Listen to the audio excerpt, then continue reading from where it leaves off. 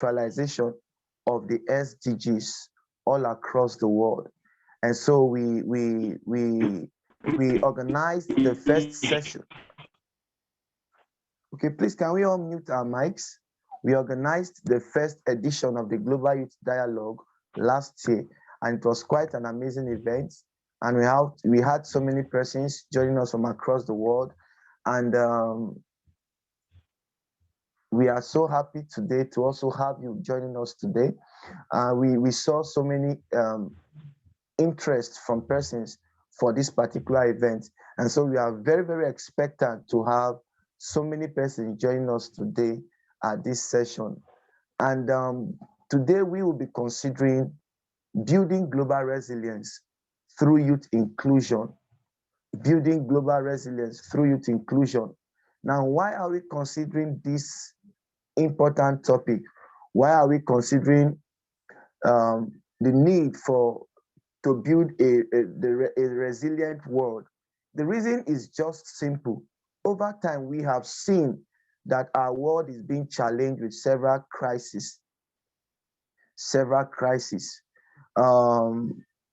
We just the most recent one, last 2 years, the outbreak of the coronavirus, it was really painful and really hurting to the global community, to the point that majority of every organization, all the organizations globally, I can say literally everywhere was shut down. Shortage in food, shortage in products, and there was famine and recession and everything. Millions of people died because of the coronavirus.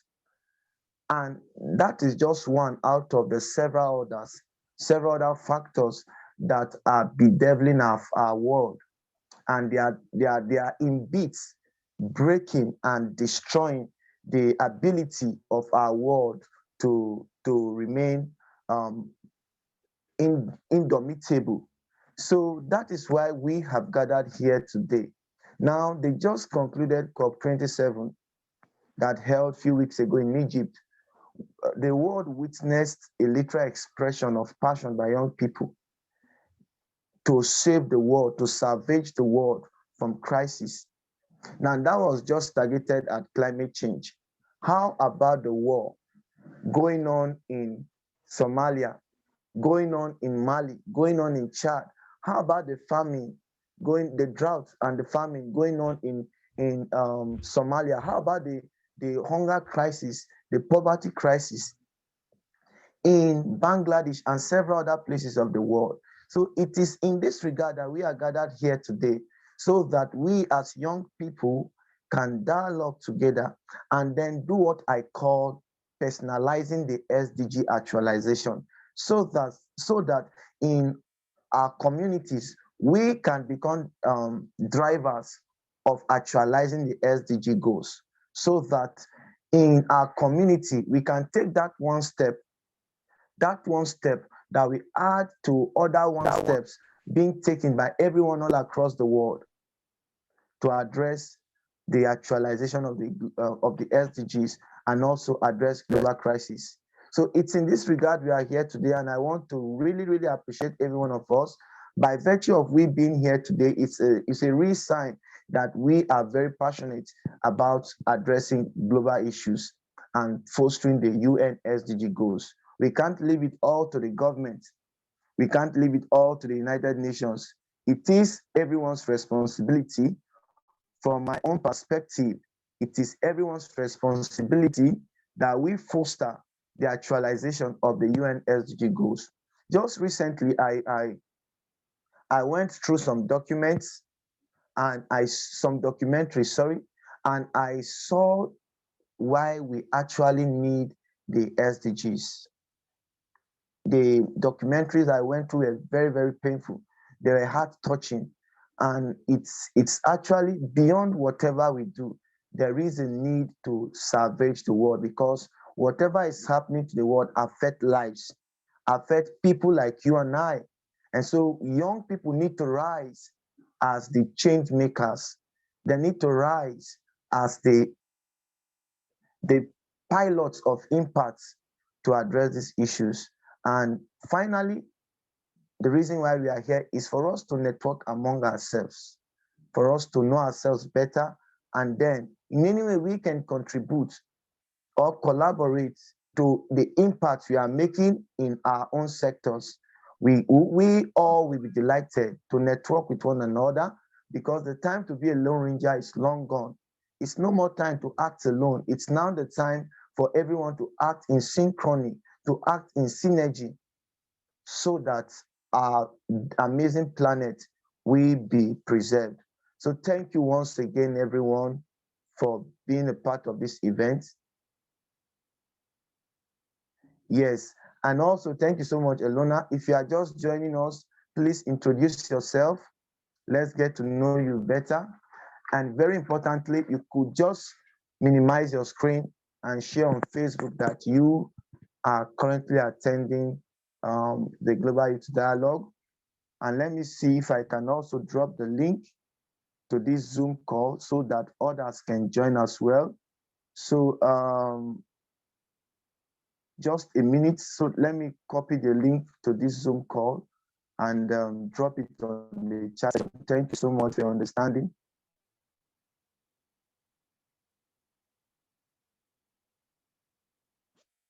All right. Okay, so it's copied. Let's just quickly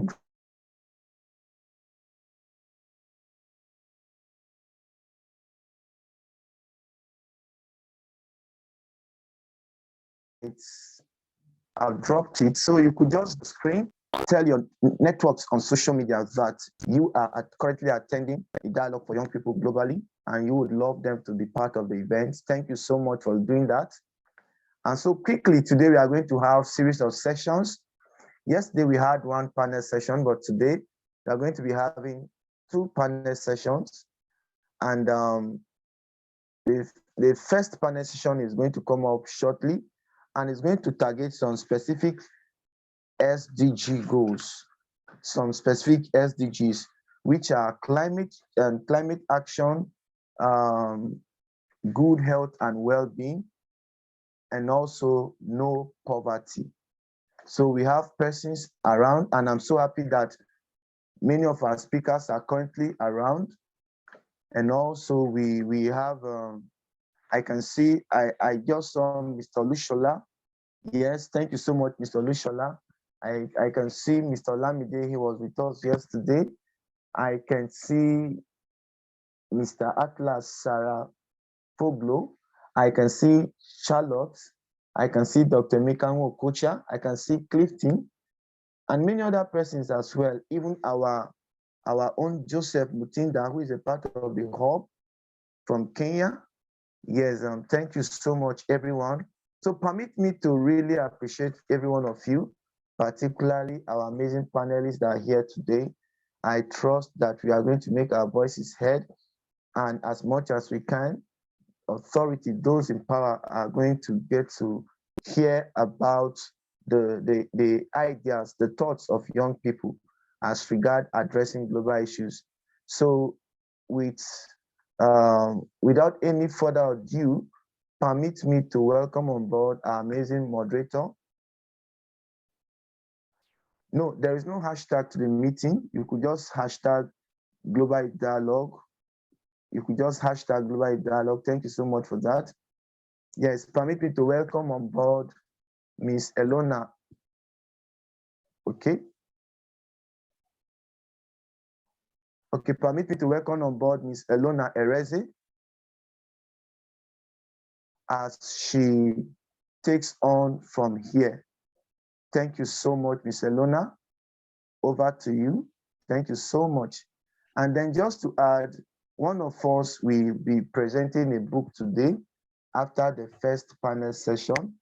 And then we hope to have everyone being a part of the book presentation. He actually wrote it. And he was here last year and he told us about the book, that he was writing a book, and we decided to give him the platform to also share with us the book and have the privilege to know more about his book. Thank you so much. And over to you, Elona.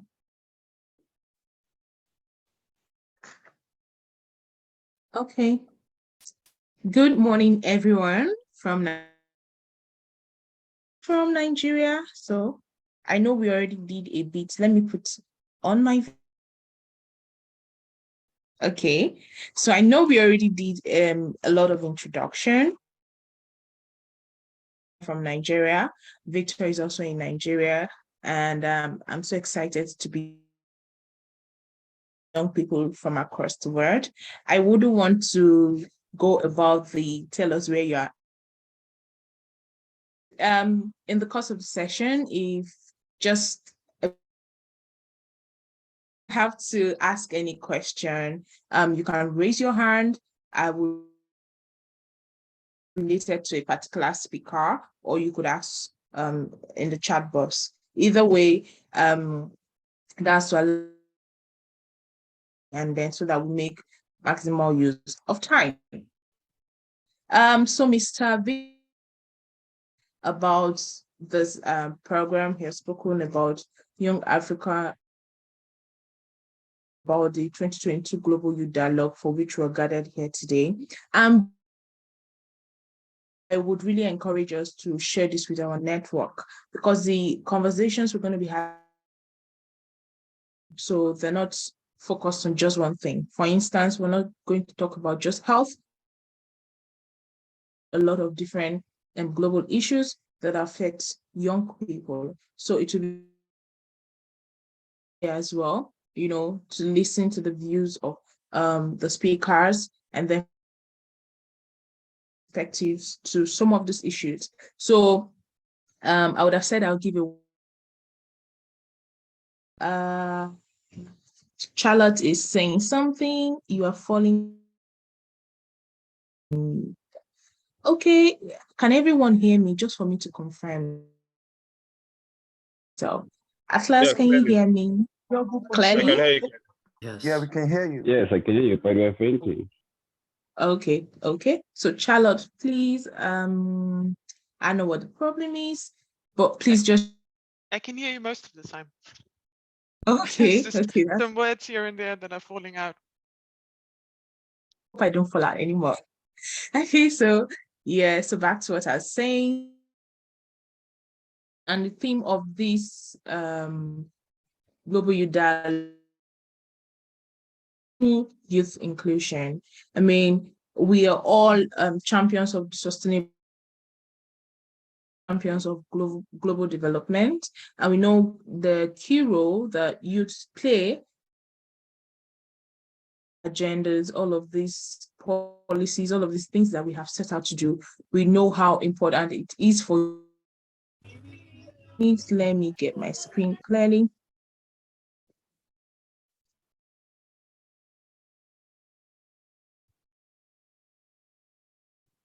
Okay. So have a couple of speakers today. So I'll go on. Our speakers, take in a deep breath and breathe out. Educate the public and share your perspectives on a lot of things. I mean, avoid this. Be ready to entertain questions, and of course, other people can pick up questions as we begin. So I'm going to start with Atlas Sarafoglu. I hope I'm pronouncing correctly, Atlas. Yes, it's very good. Thank you. Atlas, he's a climate activist from Turkey. Yes. Atlas. Hi. Okay, so Atlas, I'm going to be asking. Now you do a lot of work around the climate space, around advice, around advice and all of that. Please tell us about the specific work you do in addressing climate change, maybe in Turkey. An idea. Thank you. Over to you. Yes, actually, thank you. So basically, I'm Atlas Sarafoğlu. I'm 15 years old and I'm from Turkey, Istanbul. I'm a climate activist and I'm striking every Friday, and it has been like 195 weeks yesterday. So my work is I started climate activism when I was 11. Now I'm 15 years old, and in the beginning of 2019, I made the first call for global climate strike in Turkey. Then the youth started gathering and forming a climate movement in a country where protests are not very easy to do. We still continue our global climate strikes, and besides organizing many climate strikes in my home country, I am also an 11th grade high school student. And next year I will take exams to go to college, but I'm working so hard for climate that I'm not sure how I will be able to make it for my future. I mean, the college, the work and everything, the jobs. I'm also working on different levels to spread the word. I think the best way to address climate change is to make everybody talk about it, to get them to speak about it. So let them speak about climate change at schools, let them speak about climate change on mainstream media, and let them speak about climate change at business offices. It should be the headlines, the main topic for everybody, that how we can wake up everybody. So they can demand action and climate justice. I started interviewing climate activists around the world. My interview series is called Generation Climate Speaks, and I already have like 30 interviews. The interviews are published in the Green newspaper in Turkey, both English and in Turkish. So of those climate activists from Nepal, Tuvalu, Uganda, Philippines, Saudi Arabia, Sierra Leone, the Amazon, the rainforest around the world actually, and all around the world, India, Brazil, Russia, and many more. So I asked them what kind of climate crisis they're facing, how their governments are taking action for climate change or not. I asked them about their vision also. I'm trying mostly to ask climate activists from MAPA because they are the ones facing the climate crisis and climate injustices at the moment. And this is the way I choose to make those climate activists be heard. Also, for the last 2 years, I have been making my own weekly radio program. I talk about the climate news, which is not spoken generally in the main media, or I invite experts to discuss issues related to climate. I am also working in an international team named Saving Tuvalu. We are telling people to act because if Tuvalu sinks, the world will sink. As Youth for Climate Turkey, we are also running campaigns. One campaign we started 2 years ago was to teach climate in schools. And the Ministry of Education in Turkey declared that climate change will be included in the curriculum.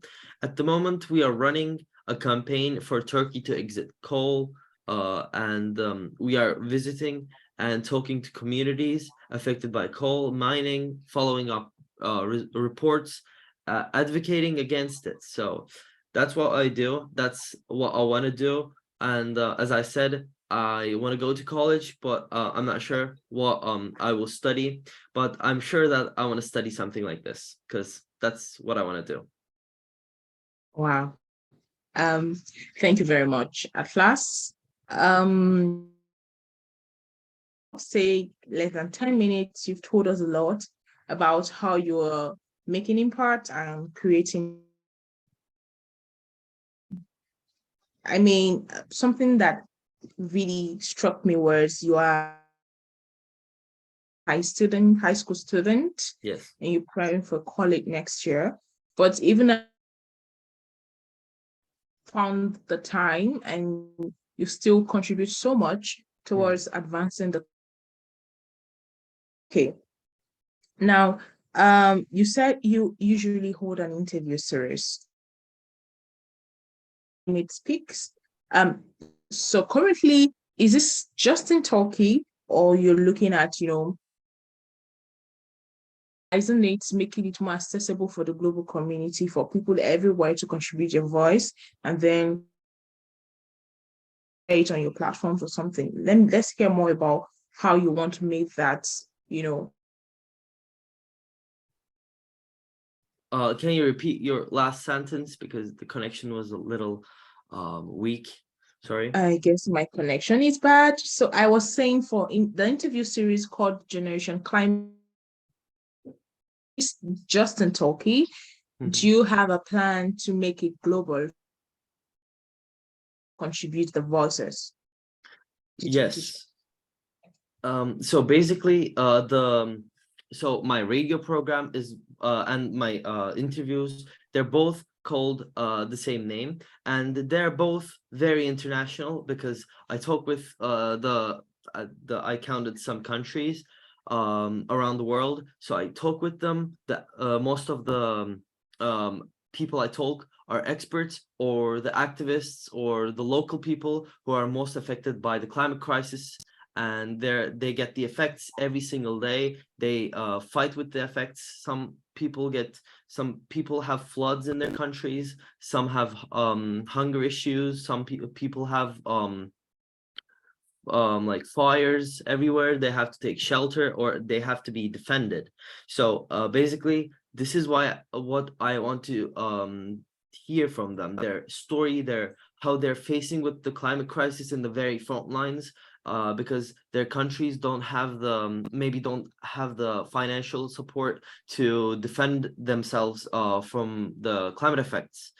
And well, basically, this is what I want to have in the media as well. So since radio and like internet websites are very used media, people can reach very easily to know and get information from the people who are getting affected from the climate crisis. So basically, that's what I want to announce. That's what I want to make people think about, because when I was like 11, I thought climate crisis was a problem that people didn't do.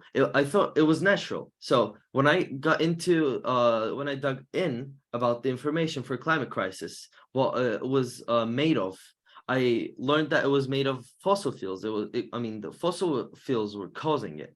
So I want people to have some conscience and like dig into it, get some information about their future, because this is our future. This is what we're going to be facing in like 2 or 5 or 10 years. I don't know.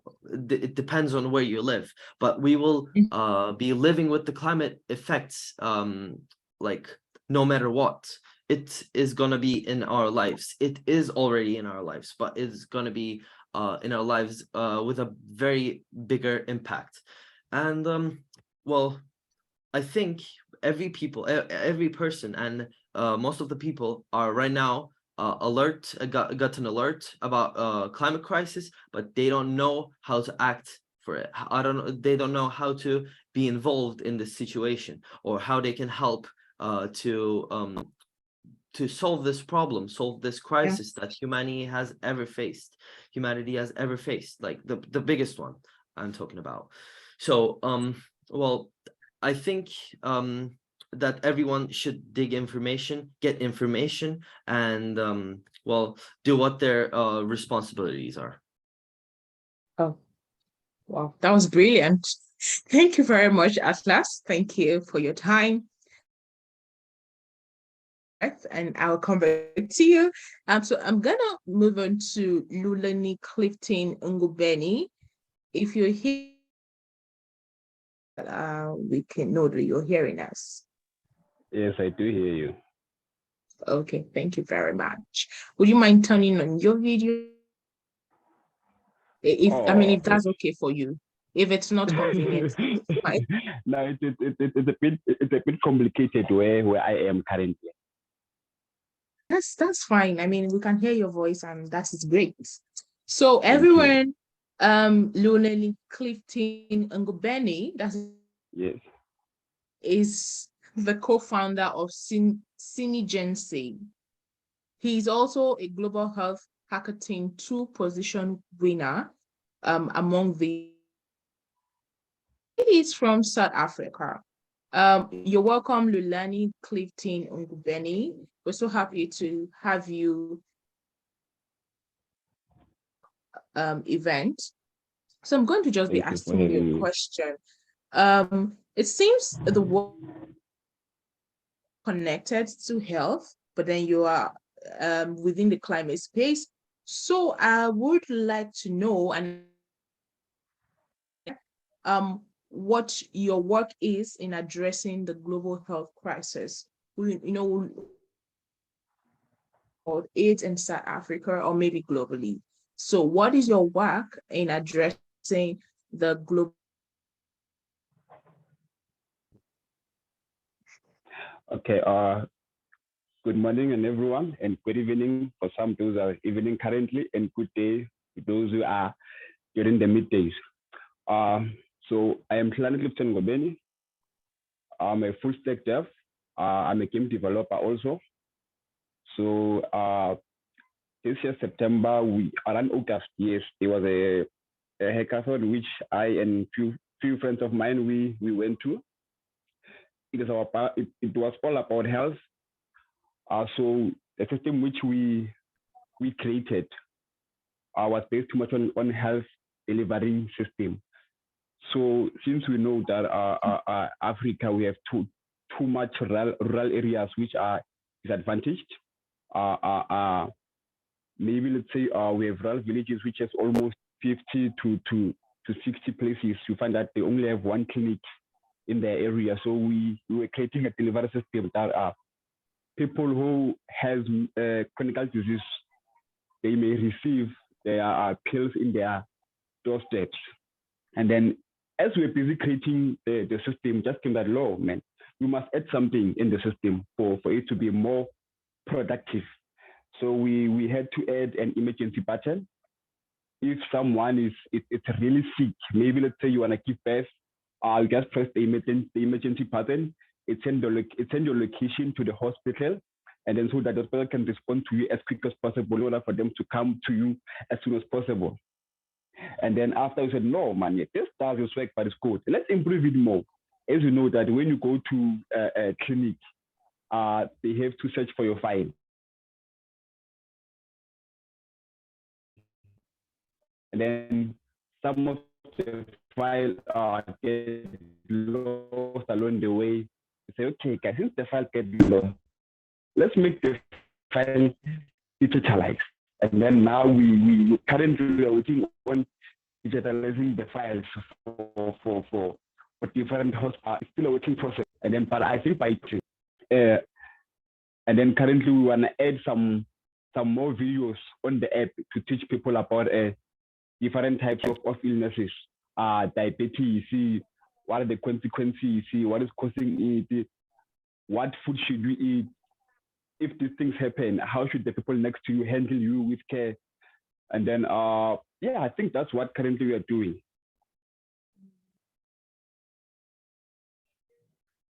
Are you with me, guys? Can you hear me? Yes, we heard you. We heard you. Okay, yeah. So that's what I've been based doing currently in my country. That's really amazing. Okay, and then I will just ask you the next question. Okay.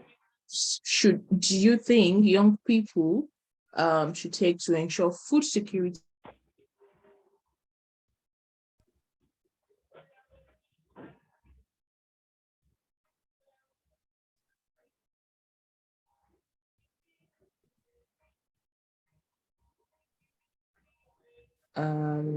Would this be me? You are catching. I couldn't get the question. Oh, sorry, that should be my connection.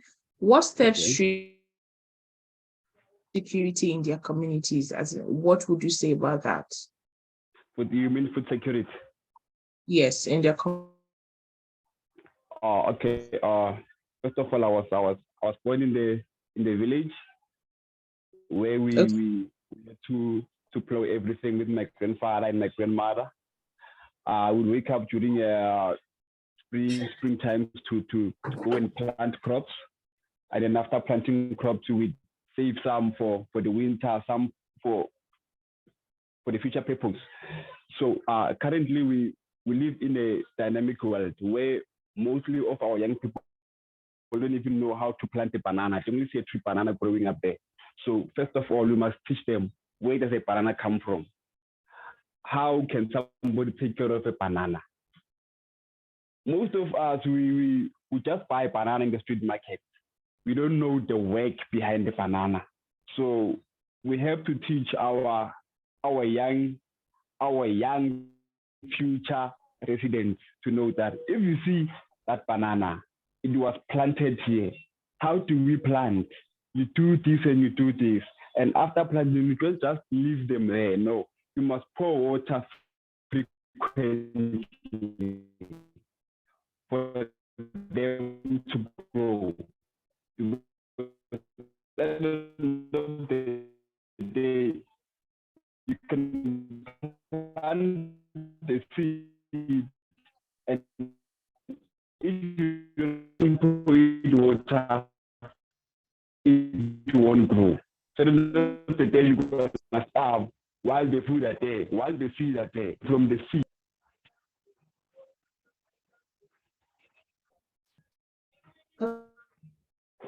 I think I'm having a Hello? bit of connection. I can hear you. Can you hear me? Yeah, I can hear you now. Yeah. Some point. So yeah, but then I heard a bit of what you said.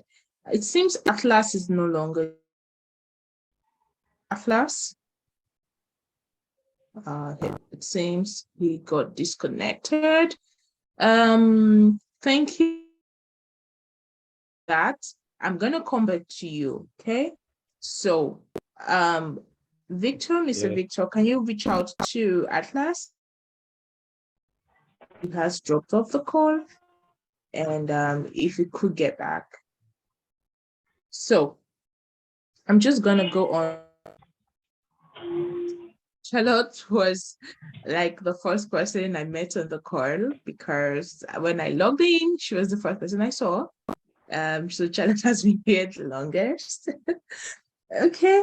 So Charlotte, I want everyone to meet you. Charlotte is the digitalizing professional, and she's from Denmark. She's a team member, Clean Air. Clean Air was the COP27 hackathon winning team. So for one, I was in COP27. And then for Earth did a hackathon. I don't know if that is it, but I'm sure you will give us more insight. Yeah, hackathon. Yes. Oh, was it by Hack for Earth? Yes. Yes, it was. Oh wow. Yeah. Yeah. Chala, please say hi to everyone. A shout out to everyone. Yeah. Hi, everybody. My name is Charlotte. I come from Denmark.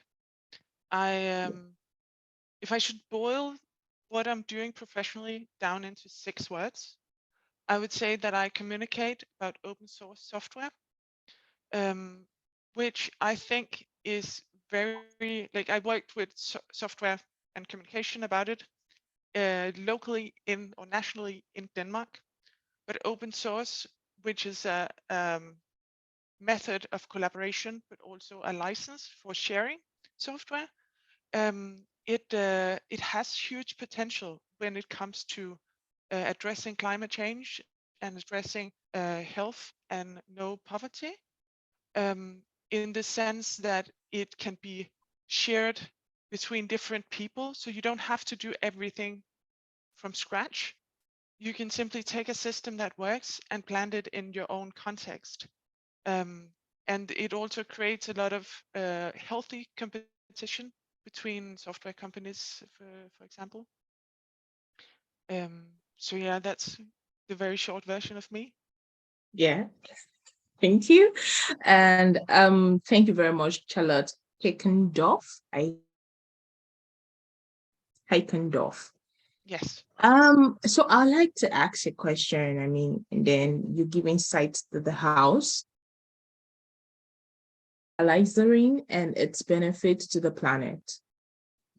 I'm sorry, I need your question one more time. So, digitalizing, right? Yes. What's its benefit to the planet?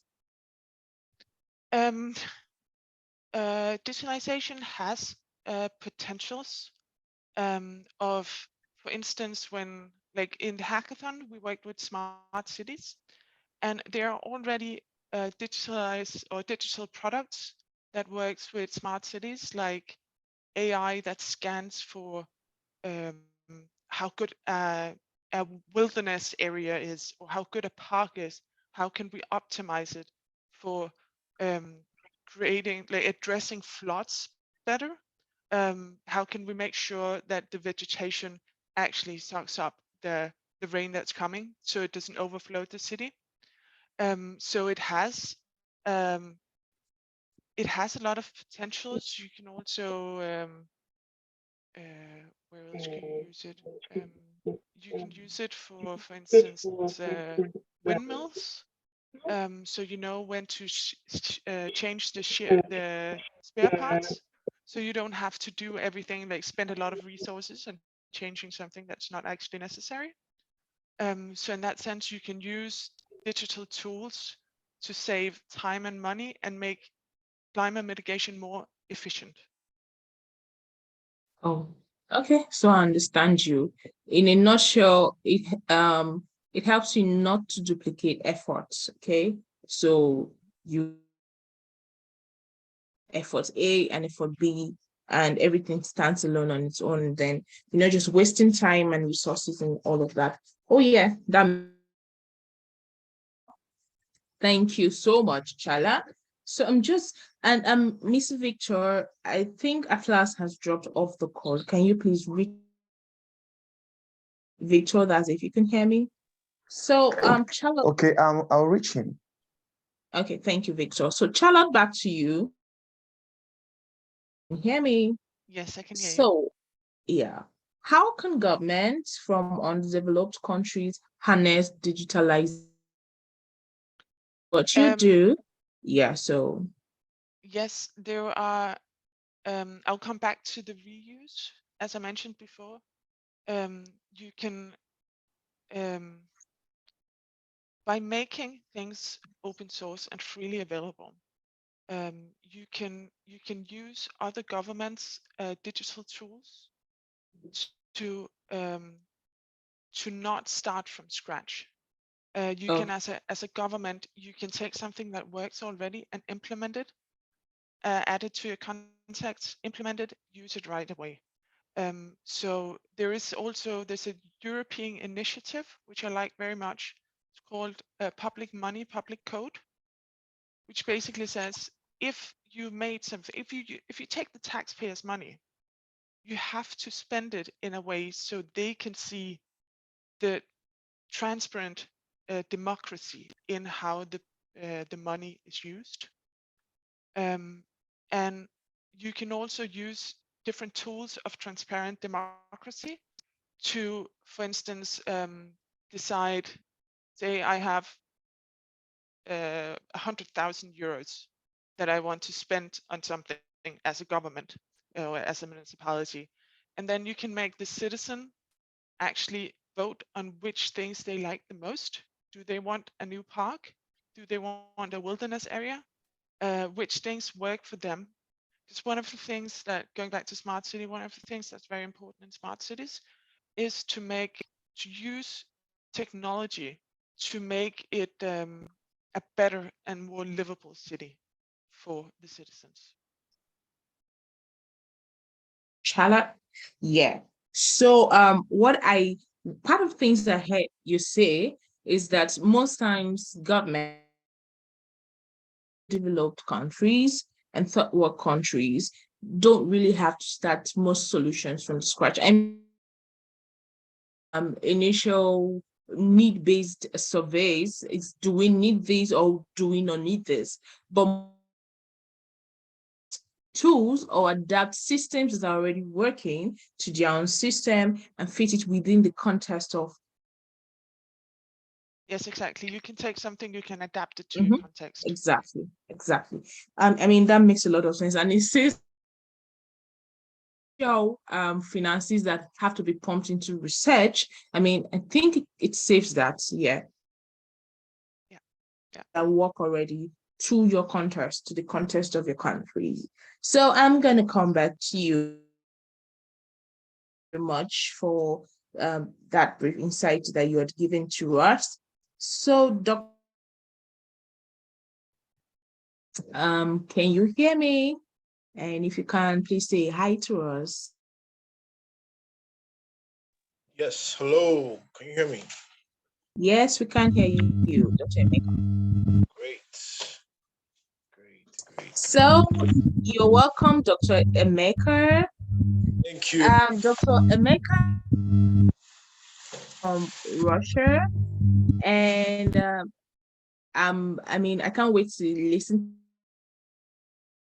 of knowledge you bring to marry climate change going on right now. But um so everyone meet Dr. Emeka again. He's from Russia, and his work in health and how to address all of the crises and how he thinks we can address crisis we have globally right now. So my first question to you, Dr. Emeka, would be, what should young people do to manage their health? Now, let me give you, there's a lot of economic up and down going on right now. Don't have access to the basic amenities that they should have as they should have it. And also trying to chart a cause, chart a path, chart a name for themselves single-handedly. Most third world countries are not helping these young people. And we find them in a lot of times. So I need you to think critically about this question and how you're gonna, and I know what other young people go through. So as a medical doctor, what should young people do to manage their health? And sorry, before you start, 1 minute, somebody and is interfering. Okay, thank you, everyone. So, Dr. All right. Thank you so much. Before I begin, I want to thank Victor for the opportunity to be here. Thank you so much for having me again. I was here at the last one, and I'm always so grateful and honored to be here. Thank you also to our moderator for today, Luna, for the opportunity. Thank you. Thank you to the hub and the initiative. Really, really grateful. These are very interesting questions. And to be honest, um, they are questions that anybody would expect to be asked, right? If nobody was asking questions like this, then we would know that there was a big problem, right? And so these are very necessary and they need to be answered. They have to be answered. We are faced with a health crisis in the world. It's ironic that, with all the advancement in medical science, medicine as a whole, and public health initiatives, there are still things that are sweeping across. And when I say things, I'm talking about diseases, infections, and things like that are sweeping across entire communities. And some of these things actually have the power to cripple entire economies and countries and all of that. And like Victor was saying at the beginning when he was giving the introduction, 2 years ago, over 2 years ago, almost 3 years ago now, when COVID hit, I mean, like it stupefied everyone. It crippled everyone. Nobody knew, what to do at first. We had never been faced with something of that magnitude on such a global scale. And your question is very important because how do people look out for their health in a world where there is a big divide between comfortability and where they are in the moment. And for most people, it's below the poverty line. For example, third world countries, that in such countries, poverty in those countries are insanely high. Right, you have millions of people in poverty, and it's not just about individuals; it's like generational poverty, and the majority of the people who we refer to in this demographic are young people, right? They are young people, and so what these problems here that are not just affecting the old and the elderly, even though they are affected, most the young, because they are the ones who become the adults of tomorrow, right?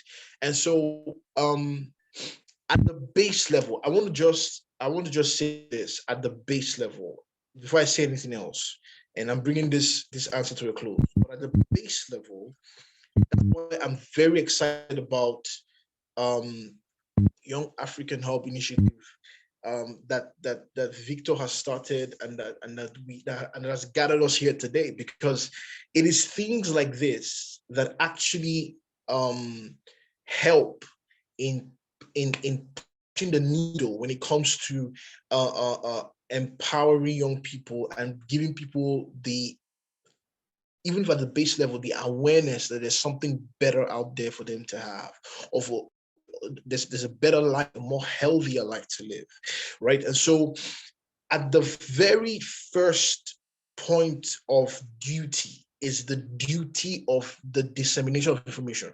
It is that, do people even know that there is the possibility of something better, that they can live healthier? I mean, a couple of the when Victor was talking about the SDGs, the UN SDGs, he mentioned, some of them. And when you look at the SDGs, there's 17 of them. When you look at them, a good number of them have to do with health, or are health related, right? And so when somebody has been born to poverty and all they know is poverty, how do you now tell them that, okay, look, water is actually supposed to be clear and transparent and healthy, and there's better than this colored thing that you're drinking that is causing you to be so sick, right? And so that's why I'm so grateful for what Victor has started here, and many other types of initiatives like this. Many of the speakers, I'm also like, before I even say anything else, I want to salute all the speakers who have spoken, Atlas and Charlotte and everyone else, because it is initiatives like these and movements like these that create the awareness and the realization in the minds and hearts of people that there is something better and that things can change. Now, that is the beginning. It is not the end. There are many things that have to be done, that's why when I start talking about things like funding and wealth creation and distribution and the public health, and building more hospitals, and making the price. I mean, we can even start talking about the economy of the country in question, right? If the country in question has very terrible economic policies, there is no way that people can, for example, can get food that they need for low prices, right? And so we'll start talking about it cuts across everything, and we know one thing from public health, that public health teaches that a very good indicator of the health of the demographic of the community in a place is the health of the young people, right? And also the lifestyle, the economic wellness or well-being of the young people. And so there are many things that can be discussed there. There's not enough time to discuss all of them, but that's why again, this hub and all the initiatives like it are very important, because they get the conversation started, and then we start to see a domino effect, when we begin the conversation in the first place. Yeah. I hope. Okay. So thank you very much, Ms. Emeka. Can you hear me? Yes, I can hear you. Oh yeah, that was very insightful from you. I mean, it's the importance of our health, even in achieving what is trying to achieve a goal when you can't get off your bed or you can't get anything done. The insight that you brought here. So I'm going to ask the next. So if you've not touched it well enough, you could just maybe like emphasize on it. How can youths address the health crisis? So this is moving from health to generally there's a health crisis. What can I more it's no longer so individualistic, more people and everything. So how can you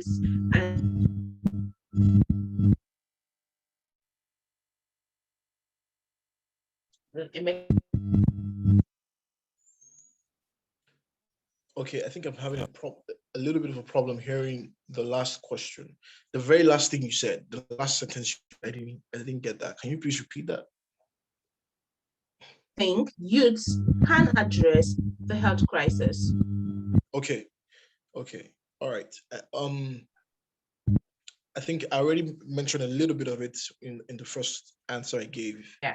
But just push it a little bit further. The very first thing I want every young person to know, here or like in the world, which is why, again, thankful for initiative and others like it, is that you can do something about it, right? At every level. We are not the narrative that we do anything about the problems that plague us or that they are for us is, I believe, a falsehood, right? We can do something about the challenges and the crises that plague us today. And you have $1 billion to do. Resources are important, and we channeled in the right direction. To be able to reach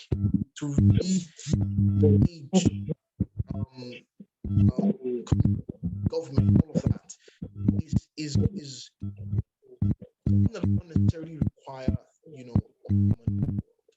That's the first thing. The second thing I want to mention is also linked to that Victor said at the beginning when he talked about the fact that nobody can live life alone in today's world. And that is one of the most profound things that I think I've come personally to realize the last 2 or 3 years. The world has become interconnected, and we're grateful for social media, especially that fostered that. The world has become even smaller, and the world has become so interconnected that it is nearly impossible now to do anything on your own, right? It is nearly impossible to do anything on your own, and one of the best ways to get results in a worthy cause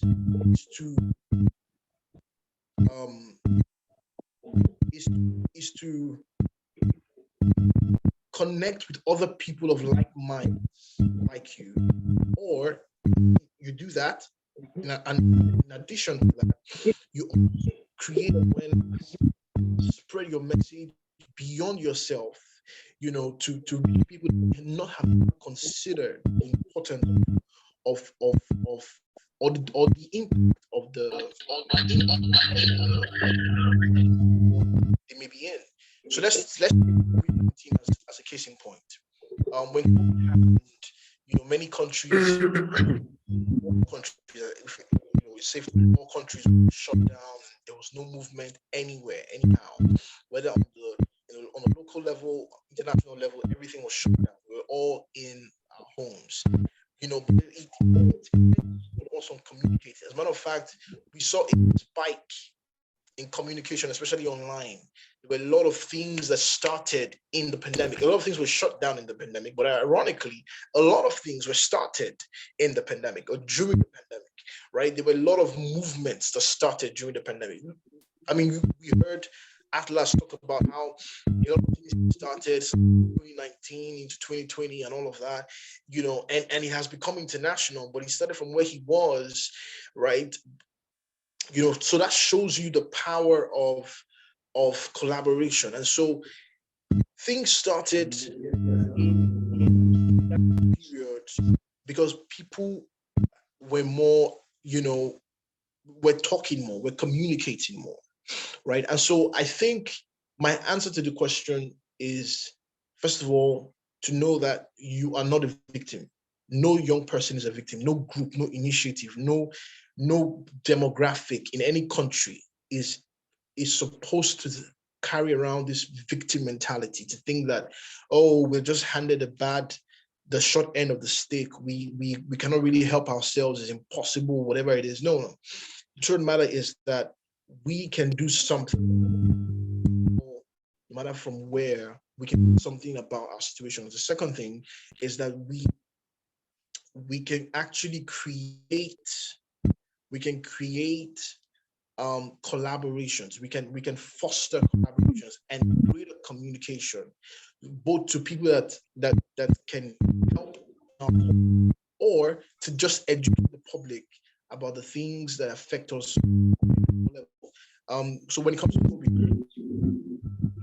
things like, there is now a spike with HIV. HIV seems to have, right, especially in Nigeria, right, and hepatitis as well. Like, some of these things they're coming back on the scene, and this is where we need the voices of young people to say, look, around these things, you don't have to be, so yeah. Okay. Thank you very much, Dr. Ducotech, please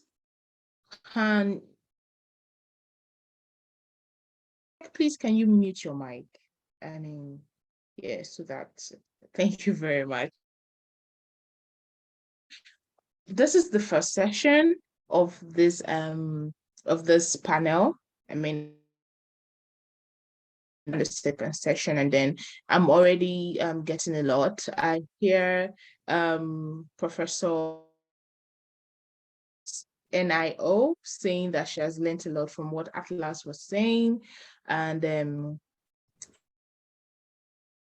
learning a lot. Thank you all so much. So we're just going to have like one round of questions around for all of them.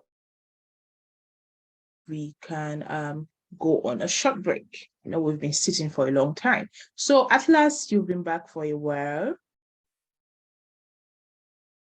And then you could make that as brief as possible. I really enjoy your work. Your work, but then I'm going to ask you a question.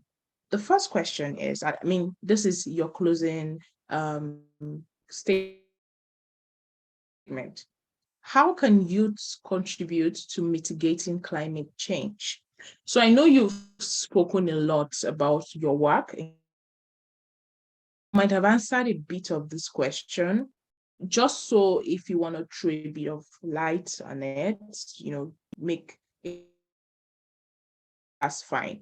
But I know you've spoken a lot about your work. So how can youths contribute to mitigating the climate change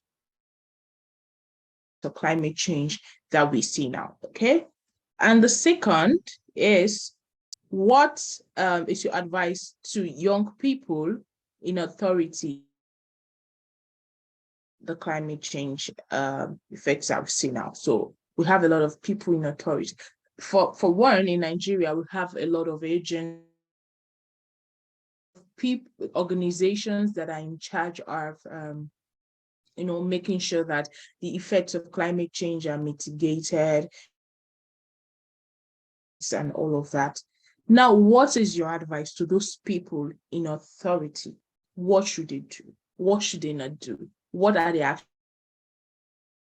So I've asked you two questions. First, how can young people contribute to mitigating the effects of climate change? Secondly, what is your advice to people in authority? Thank you. Yes. So the first question is, we must be in every space, every decision table, on every street to demand the change. Not the climate change, but the system change. So time is running out now. Our time, our generations, our Earth's time is running out right now. Like right now, it's been almost 5 years since the youth climate movement started striking, and some of the activists are growing up into decision-making levels. Some are being solution partners. We can change from things at the roots if we can sit at those decision tables or get people to act for climate. The climate and the biosphere are breaking down at this minute. So we have to take care of what we have, and not to go beyond the tipping points. We can't let this happen. I mean, it's our future, it's our life. It's also the time to bring climate education into action. It will provide the strength and knowledge for being resilient in the future. There are many platforms to give education to young people other than schools.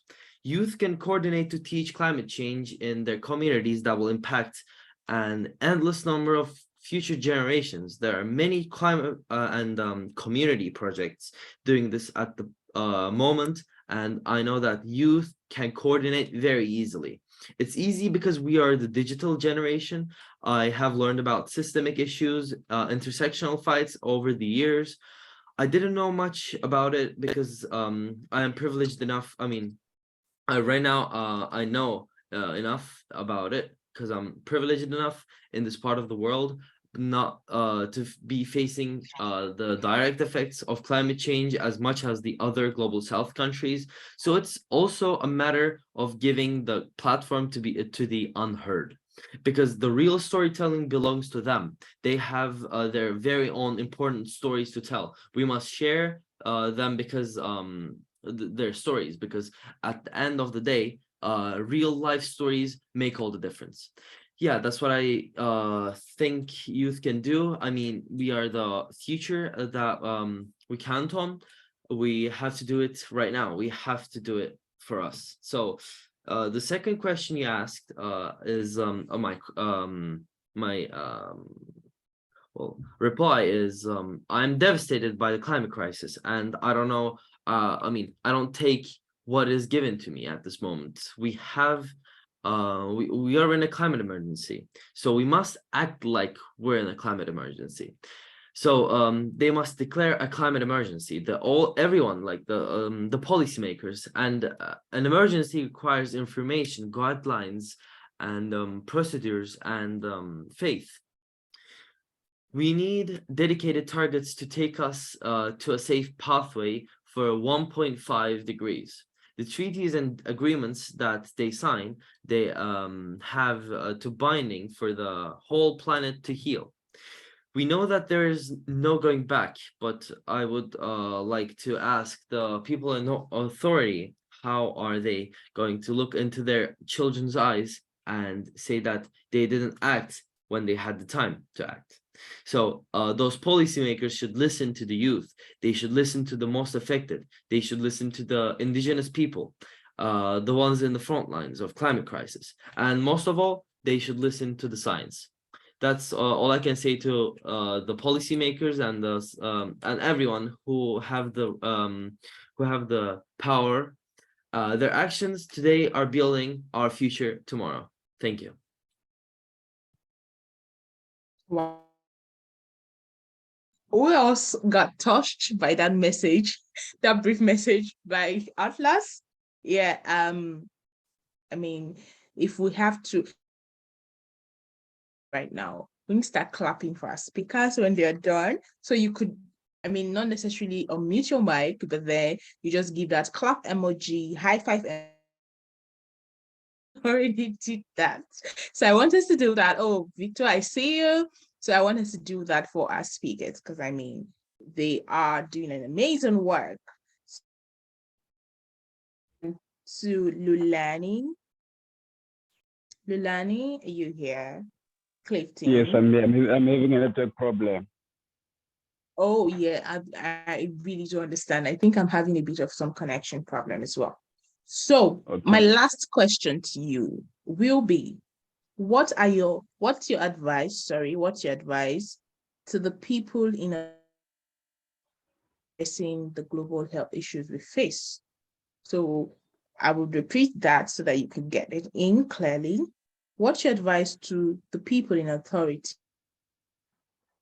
the global health issues that we face? Okay. Greetings once more. First of all, we must take care of ourselves.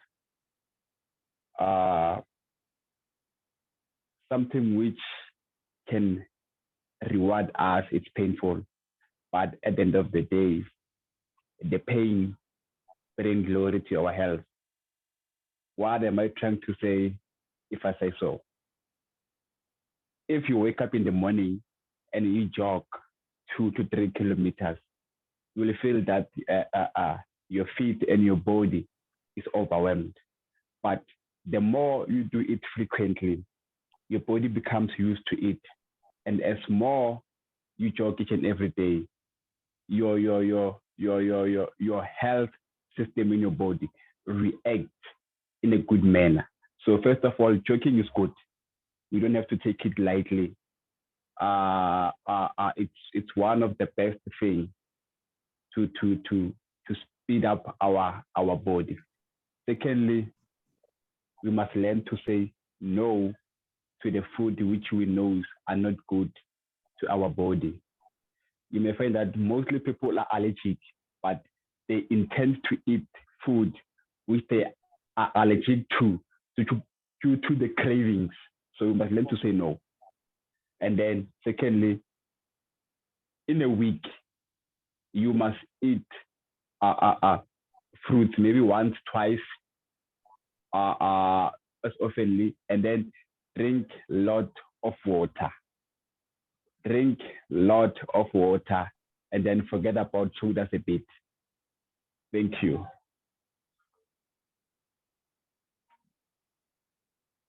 Okay. Thank you very much. Thank you so much.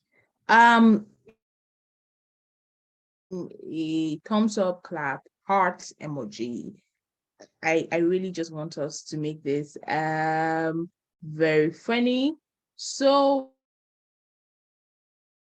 sorry, Joseph, do you have a question? I was prompted that you might have a question, Joseph.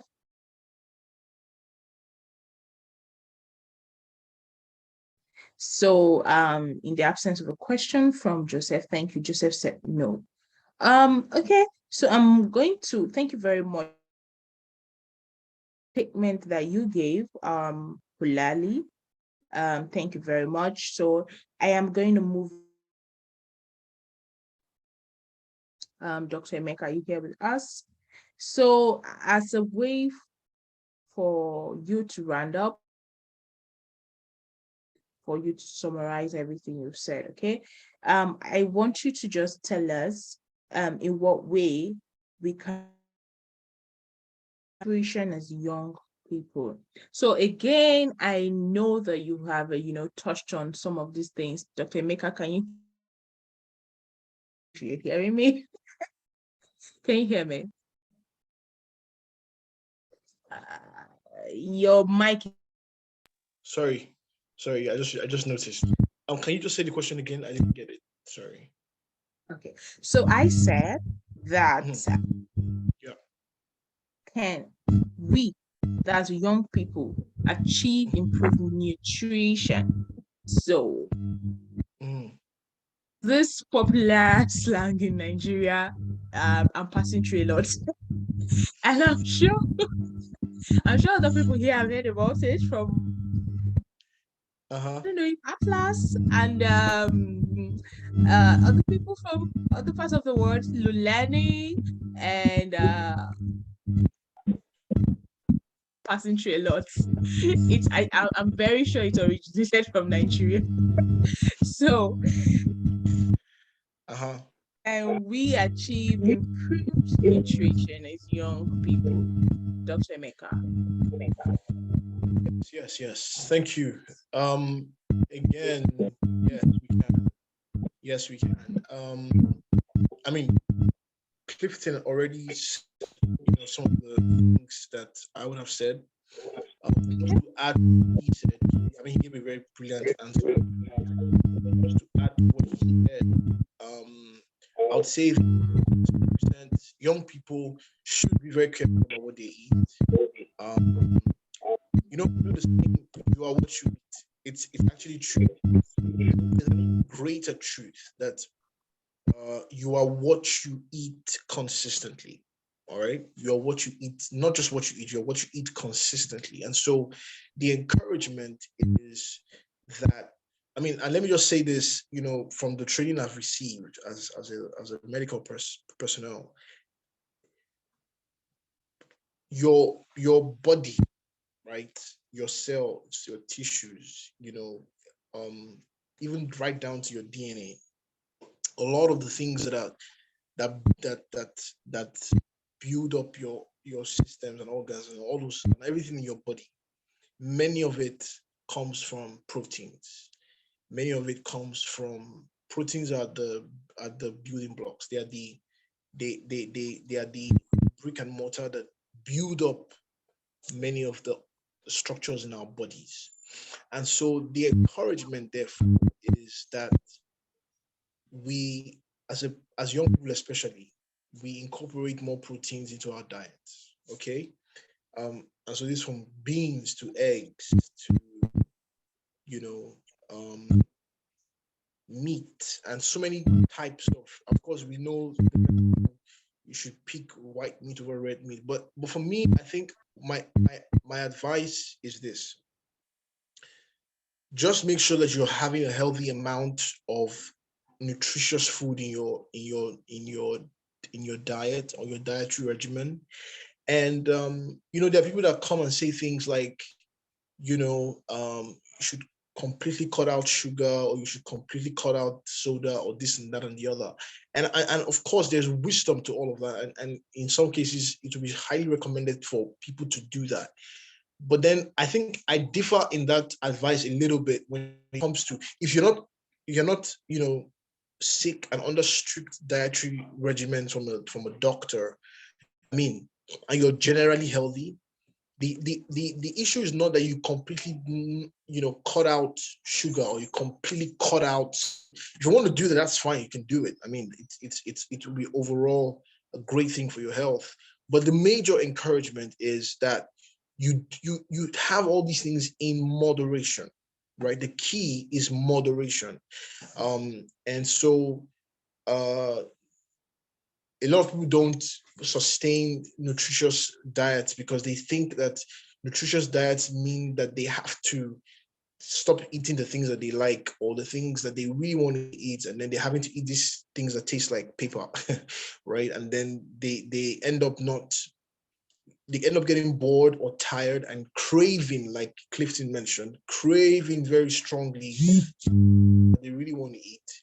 And then they go back, and then they now overindulge, and then go back into. So my encouragement is keep it very basic, keep it very simple. Don't complicate your eating, don't complicate your nutrition.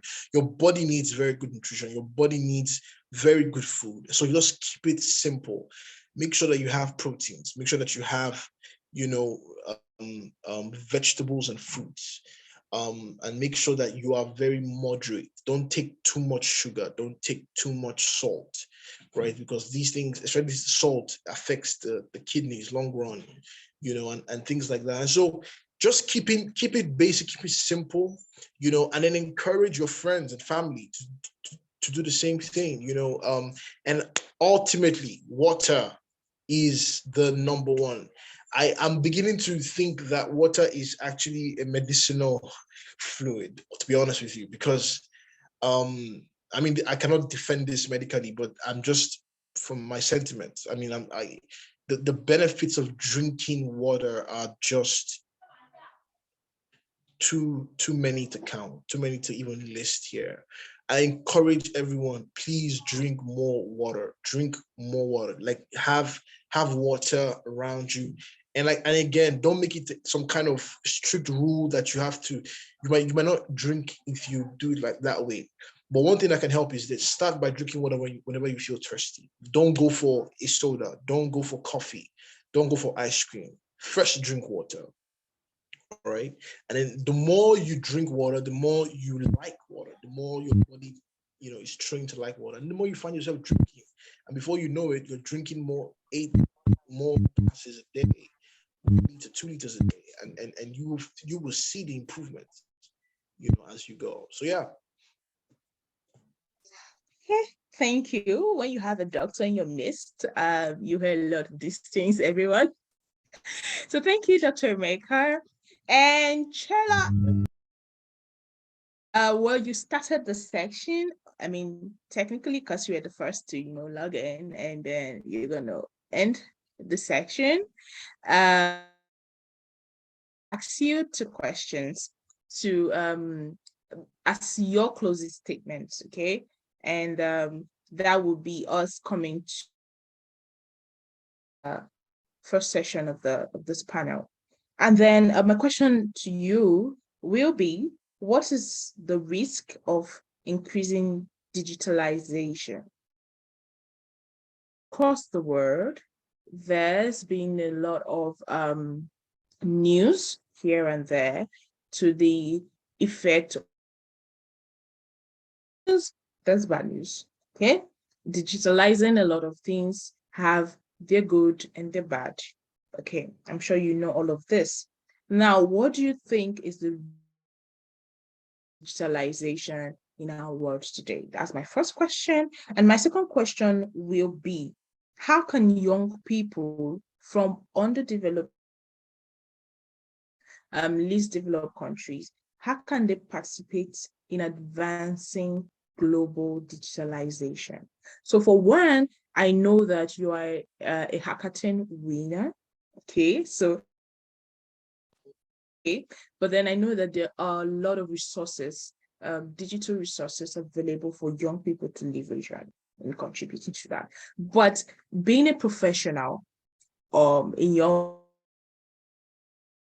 that professional response and angle to these questions. If you need me to reiterate, I would, repeat that. The risk of increasing digitalization and how young people can contribute to advancement.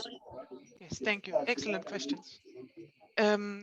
As you just said, Ilona, there are, and I agree with that, there are 2 sides of digitalization. It has a lot of potentials, has a lot of potential for doing good, but there also it comes with some risks. And one of the things we see, like in Denmark, we're a bit affected by the Ukraine-Russia conflict. And there we see especially cyber attacks, being like European government being vulnerable to potentially being vulnerable to cyber attacks, but also an increasing polarization due to social media, that you can, through many social media, Facebook, for instance, or Instagram, you can fall down a rabbit hole of people who only thinks the same as you. So you never get challenged on your perspectives, and you never get a healthy dialogue. You just get an echo chamber. And I would say that's really some of the risks in globalization. You have to be extremely careful with security, especially when you keep your places where you keep vital data, whether that being in government or that being in private companies. And then the social media part of it. And to go to your second question, I will actually second Atlas a bit, because I think too that it's all about starting to act. I can't hear you. Is it my network? Or... I don't know. Can other people hear me? Yes, I can hear you. Yes, please, we can. Okay, excellent. I'll just reverse a bit then. I think it's very important that young people start acting. Like, if there's any time to act, it's now. It's important when it comes to digitalization that people use the tools that are out there. For instance, no coding, the possibility of making digital solutions without actually having any coding skills is a very big potential there for being able to make very complicated stuff in a very limited time. And one of the things that I have very like close to heart is that we need some more women in tech. We need technology to be more diverse, and getting more women interested in tech is really important for getting a global group of young people to act in a sustainable and inspiring and powerful movement, both when it comes to climate change, when it comes to health, when it comes to no poverty. Young people need to stand together, and women need to be a part of it too. Thank you. Oh, wow. Wow. I mean, you really gave us a lot of insights there. So I have a lot.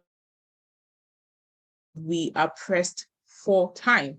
So I'm not going to ask my questions. Maybe I'm going to slide into your DM and ask my questions, okay? So I'm going to just do one thing right now. I really like interactive virtual meetings. And for the longest time, we've had our speakers doing the talking. So I'm just going to ask everybody to just indicate with your favorite emoji right now. It should take 1 second. I mean, mine is a heart. And then every other person, just drop yours. For all of the times that we have heard amazing cars, an emoji is not too much for us to put down. Okay, so we've heard from Atlas Sarafoglu from Turkey today. We've heard from Lulani Clifton Ungobeni from South Africa. I'm so sorry if it looks like I'm murdering the names. I'm really trying my best, people.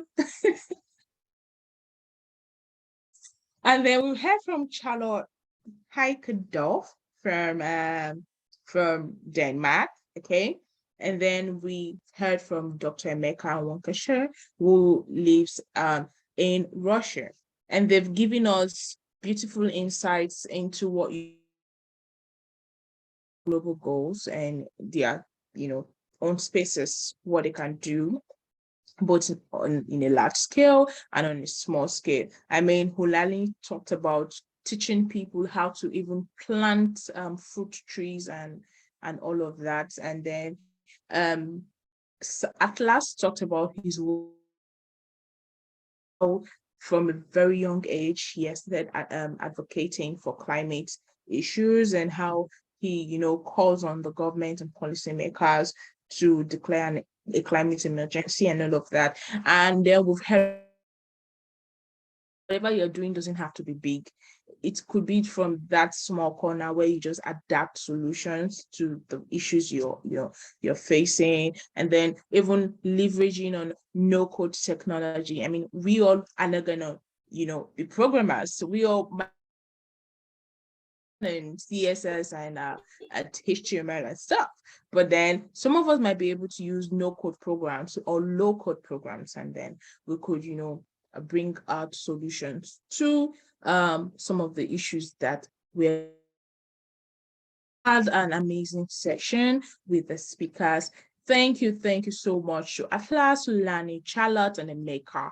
We are very happy that you honored this invitation and you came to share your insights with us. So right now, before we go, I'm going to hand over the floor to the convener of the Global 2020 Global Youth Dialogue. He has a very important announcement. log out. Okay, so just listen to what he has to say, and then how we're going to reconvene. Over to you, Victor. All right. Thank you so much, Elona. And thank you so much to our amazing speakers. I believe we can all hear me. Can you all hear Yes, we me? can. Yes. All right. A big thank you to you. Thank you to Maker, Mr. Atlas, Mr. Lulani, and also Charlotte. Thank you so much for joining us and for making your valid contributions. So briefly, before we move to the next panel session, because today we hope to have two panel sessions. First of all, yesterday we had a session where we recognized the effort and impact made by a global personality, who joined us yesterday, in person of Anne Molin. We acknowledged her in collaboration with some youth organizations that partnered with us as the SDG Champion of the Year. And for those that were here yesterday, they witnessed it. And we did that to show our passion and also our interest in promoting the SDGs, of which this event is targeted at actualizing. And so to acknowledge and also appreciate her, if you look at her profile throughout this year, she has organized not less than 2 global hackathons. And some of the awardees, some of the winners of the hackathon are here today, like Lulani from South Africa. He is one of the winners from the last concluded Global Health Hackathon held in South Africa. And also Charlotte is also a winner from the COP27 hackathon. Another winners as well who will be joining us in the coming session for today. And so we really are very passionate about actualizing the SDGs. And over here in Nigeria, there is a huge need for us to promote the SDGs, especially that which concern education, quality education. In Nigeria, I recently realized that despite the rise in advancement or interest people have in technology, there are still several persons, there are still millions of people, thousands of persons within the country Nigeria that are not tech, that have less. As an organization, the Young African Innovators Hub, we look forward to addressing this issue. We look forward to making our own valid contribution to solving this problem. We know currently there is a training by one of the parastatals in Nigeria in collaboration with some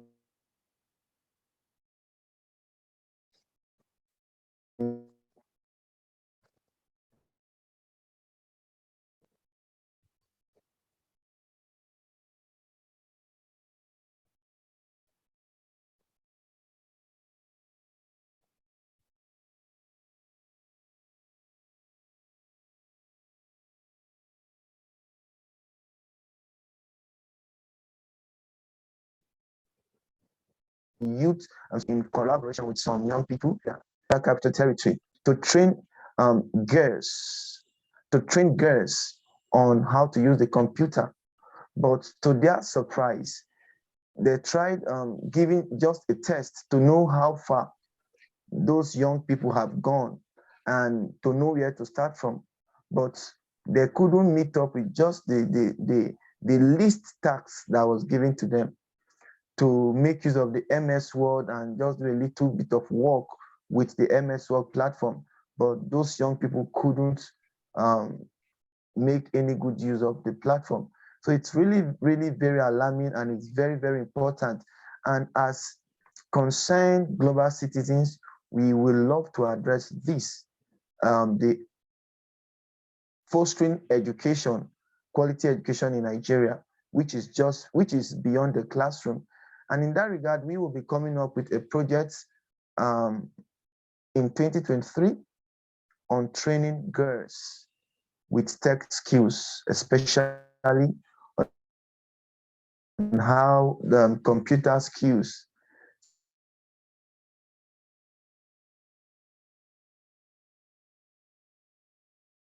will be organizing that project in order, because there's a need for the need why young girls need to be trained. When young girls are not being trained, then we have the issue of early. Okay, so we have the issue of early marriage among young ladies within the country, within other African countries. We have the issue of trafficking of young people. So we want to curb that issue. And so we are also organizing a platform where young people can come and co-create to hack global problems through technology and innovation. So these two projects are one of the things we'll be carrying out in 2023. And we would love to receive support from you to carry out this project, because it's really, really massive, really, really massive. Right in the F-season, people keep coming from the rural areas to dwell in the capital city of Nigeria. But many of these persons need to be helped. And so we are open to collaboration, we are open to support, we are open to sponsorship to carry out these projects together, like I always say, which is like a slogan for me: together, let's build our world. So this is very, very key, it's very, very important. Let's help to lift up that one hand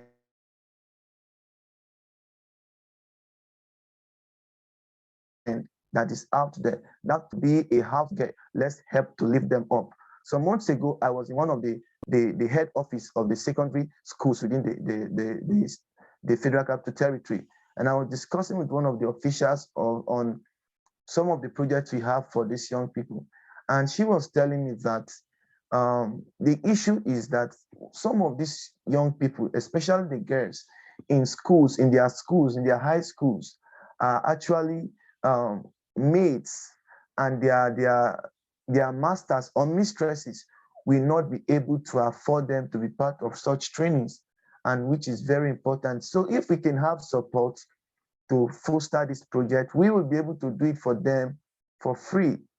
And so together we are helping to build lives and increase the capacity of people within the country, and that will result to alleviation of poverty and crime within the country and the world at large.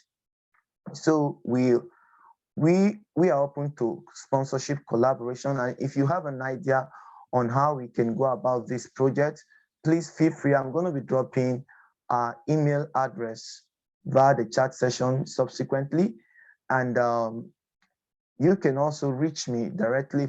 For those that have my contact, you could reach me directly if you have an idea on how we can collaborate with your organization, or as a person, how you can partner or sponsor this project. It will really, really, really be impressive. Together, let's build our world. Thank you so much for your audience. And also, before we go to the next panel session, we have one more thing to do. I trust that our amazing panelists are still joining us. And one of the panelists, Dr. Emeka Okocha, he recently published a book of which we were privileged to know about it last year at the dialogue. And we would love him to present the book to the global community today.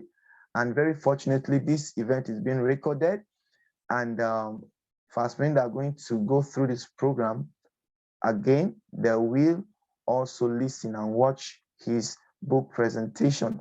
So I don't know if Dr. Meka is with us today to share with us about his book and the contents of the book just in 5 minutes. Thank you so much, sir. Thank you, sir. Thank you. Thank you. Thank you. For the opportunity to do this. Okay, so very quickly, I don't know, it's going to be backwards.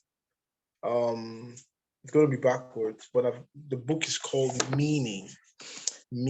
A fresh way to see yourself and the world around you. That last global dialogue, I mentioned it in the conversation, and finally it's out. When I was talking about it last year, it was not out yet, but now it's out. And We released it this year. I'm very excited about it. For those that might want copies, I will send all to Victor, and then he will get the information to you, and then you can get the book from Amazon and such like. But basically, it's a book I've written also for the youth.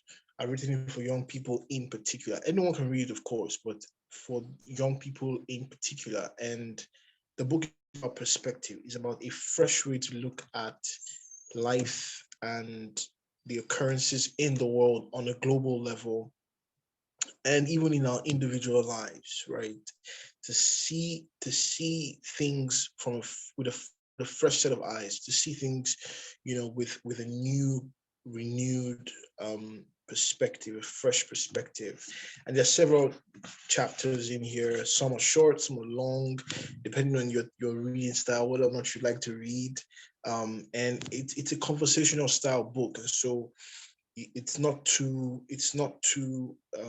heavy, in terms of communication. It's really simple, and but then still very profound, and will help a lot of people, I believe, to understand the things that happen in their lives and in the world a little bit differently, right? A little bit differently, and hopefully better, than they've ever thought about it before. And so in the book, I go across about 9 different areas of life, and living, and then we discuss all those areas in each chapter of the book. And so yeah, I'm very excited about it, and I cannot wait to get it into your hand. The book is called Meaning: A Fresh Way to See Yourself and the World Around You, and that's my name right there. So thank you again so much for the opportunity to be here and to be part of this, and to present this to you. I'm sure that we will see more and more and more of this in the future. All right, amazing, amazing. Thank you so much, Dr. Emeka. And that's actually a great effort from your end to put together your thoughts put your thoughts together in bringing out that book. And I hope that everyone here will love to have a copy of the book. Okay, so this is what we are going to be doing. If you don't mind, if you're interested in the book, for those that don't have their contacts, you could do it to drop your email, and I'm going to send the details which Dr. Emeka is going to be giving to me, or if he can also drop the details on the chat session, so that everyone interested in getting the book, which I encourage us to do, can also access it. It's very important that we encourage young people that are making efforts to create a change in their world. Thank you so much, Dr. Emeka, for that amazing write-up. I look forward to also having a copy. Thank you so much, sir. All right, so okay, so without saying anything further, I believe that we are actually running out of time. We will go straight to the next panel session, the second panel session now, and it's going to be focusing on some other aspect of the SDGs. So it will be focusing on sustainable growth. Sorry, can we use our mics?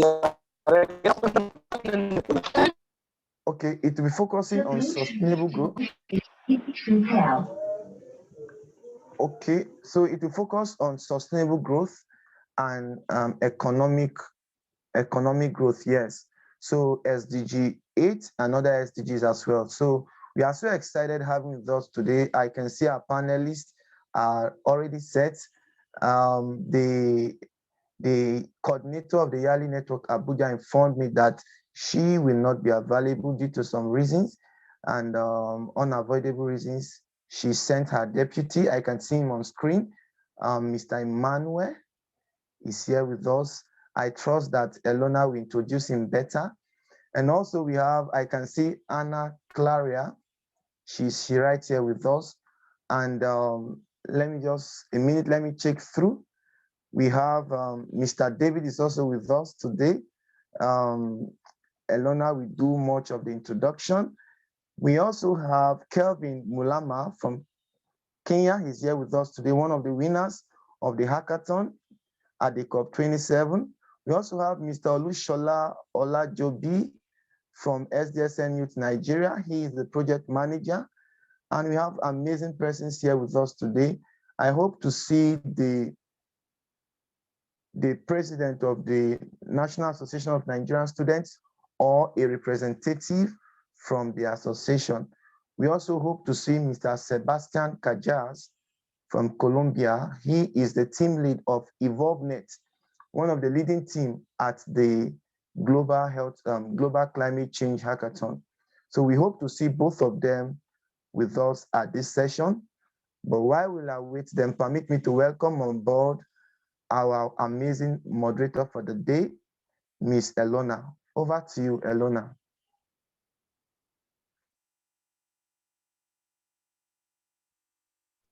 Hello, everyone. So this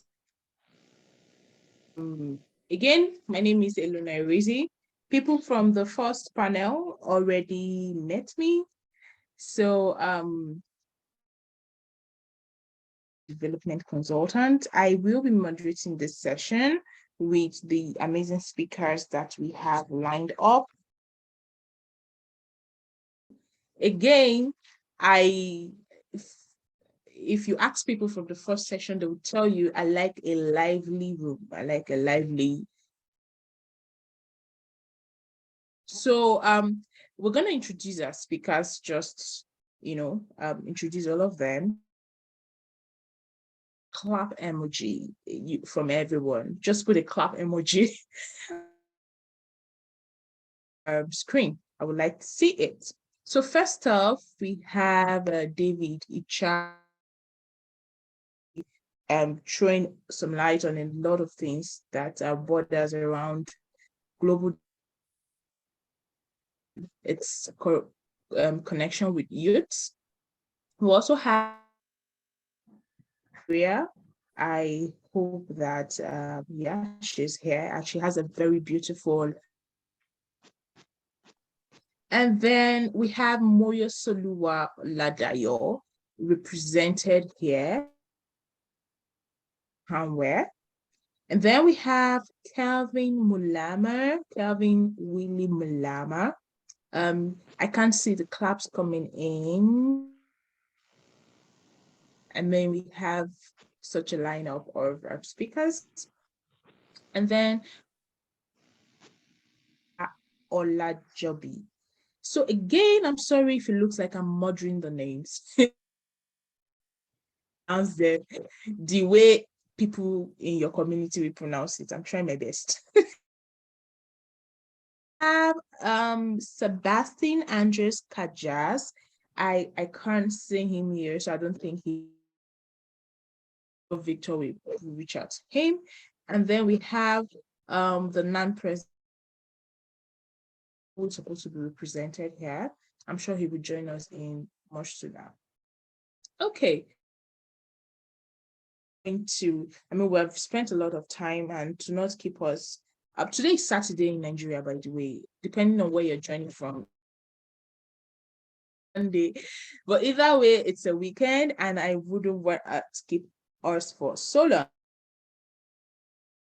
Delving to interacting with our speakers.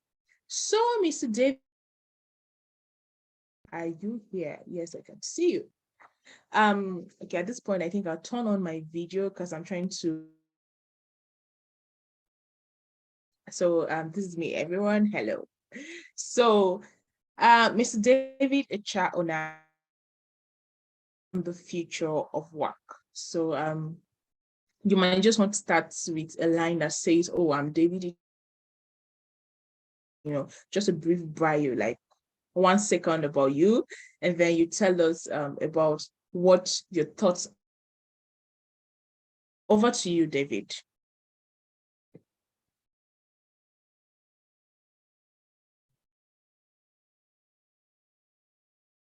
Okay, so we don't spend a lot of time.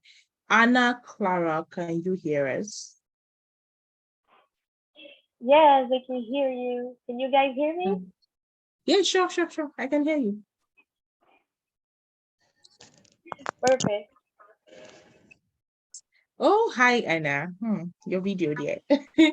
Okay, so I'm just gonna move this question over to you. On brief bio about you, and then I'd like you to tell us what your thoughts are on the future of work. Mhm. Thank you guys. Thank you, Lona. Thank you, Victor, for this opportunity. Very glad to be joining this session. And I think it's a very enriching experience for all of us here to exchange ideas and experiences and our thoughts on these very important issues globally. I'm a journalist from Brazil. I'm also a digital content producer, and I was one of the winners. I'm on the one of the winning teams of the Hack for Earth Youth Hackathon. Um, I joined the biodiversity category in the hackathon, and we successfully got this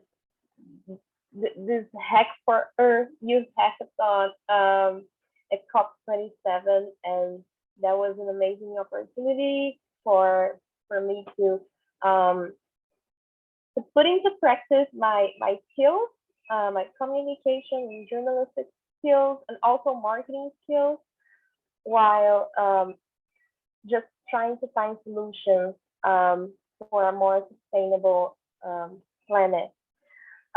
My thoughts about the future of work.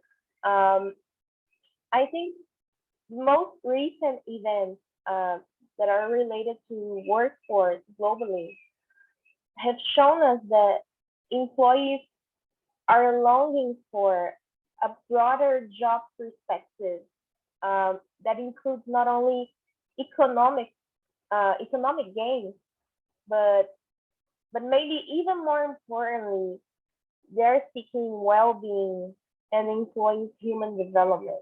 You know, so I think we're slowly progressing towards a more people-focused organizational culture that values people more than their economic potential. Um, we have seen the great resignation, and that has showed us that has shown us how much empowering the human potential is crucial for the future of work. Um, yeah, so I think these are my thoughts on how work. Um, we are, we are slowly progressing towards this kind of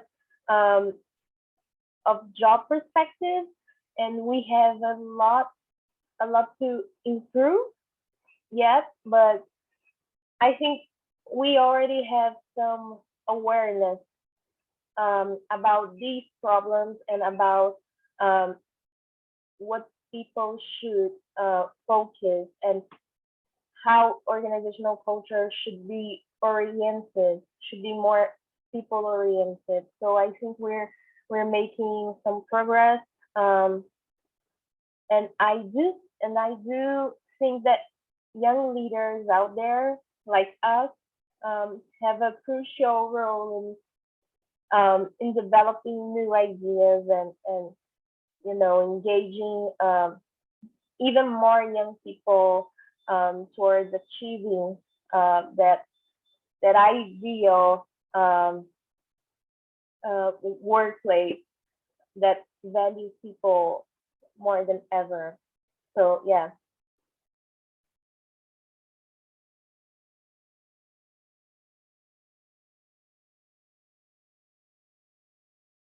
Okay. Oh, sorry, my mic.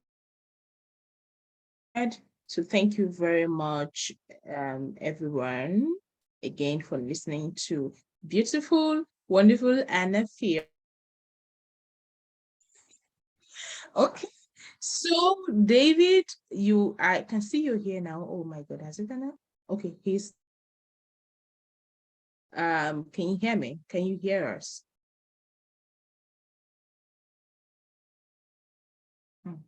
Okay, guest is having connection problems. So I'm going to move on. The Yali Deputy Coordinator representing Moyo Soluwa Oladayo. So I'm going to ask him the same question. Different views about what the future of work should look like. So I'm going to ask Mr. Emmanuel Ohanwe, what are you of work? Mr. Emmanuel. Yeah, thank you so much. Can you hear me clearly? Yes, we can. Beautiful. Thank you, Elona, for such wonderful moderation. My name is Emmanuel Ohanwe. I'm the Deputy Coordinator of YALI, and I bring you greetings from my coordinator, Moyo Solua, who is unavoidably absent because of some, executive duties. So I'm the Deputy Coordinator, and I am a business development professional. So very quickly to the question of the day, future of work. So when you hear future of work, what comes to mind is you begin to think of the advancements that we've made as a people, over the years, over centuries, over ages. So there was a time when we had the Stone Age. There was a time when we had the agricultural age. There was a time when we had the mechanized age, and even the information technology age is even advancing, because now we are talking about, you see a lot of people speaking about, placentas that you can use, bioceners you can plant in the body, what people now call transhumanization and all of that. So technology is advancing. And because technology is advancing, it's changing the way we work. It's changing the way we approach duties. It's changing the way we solve problems, right? Zoom had over 3,400% increase in its stock market. Immediately there was pandemic. Now, before the pandemic, nobody had ever, there were some organizations who were engaged in remote working, virtual organization, virtual communication, and all of that. But it was not a thing, especially for developing economies and emerging economies. But then we were forced to adopt the technology we're shying away from. We were forced to start erecting infrastructures that can carry the kind of internet that is needed to communicate globally using virtual communication tools. Now, what happened? Because there was a disruption, right? So when you look at the future of work, it is worrisome to think of how we as a people, like emerging economies, how we are positioned to take part in the opportunities in the future of work. Every age has an opportunity that it brings to the fair, to the board. Every age has an opportunity. But when you look at the current age, you realize that the richest man in Africa is investing in a petrochemical industry, a petroleum company, right? A refinery, when companies like Aramco is the largest oil company in the world. Companies like Aramco in Saudi Arabia are beginning to divest their investments. So there's a lot of shift from oil and gas, and then there's now more concentration and focus in renewable energy, because people are beginning to think that, oh, we need to save our climate, oh, we need to save our environment. How about we begin to change how we consume energy, how we use energy as a nation and as a people? How about we begin to reduce our carbon footprint, right? Now, all of these things are happening because the technology is changing the way we do work.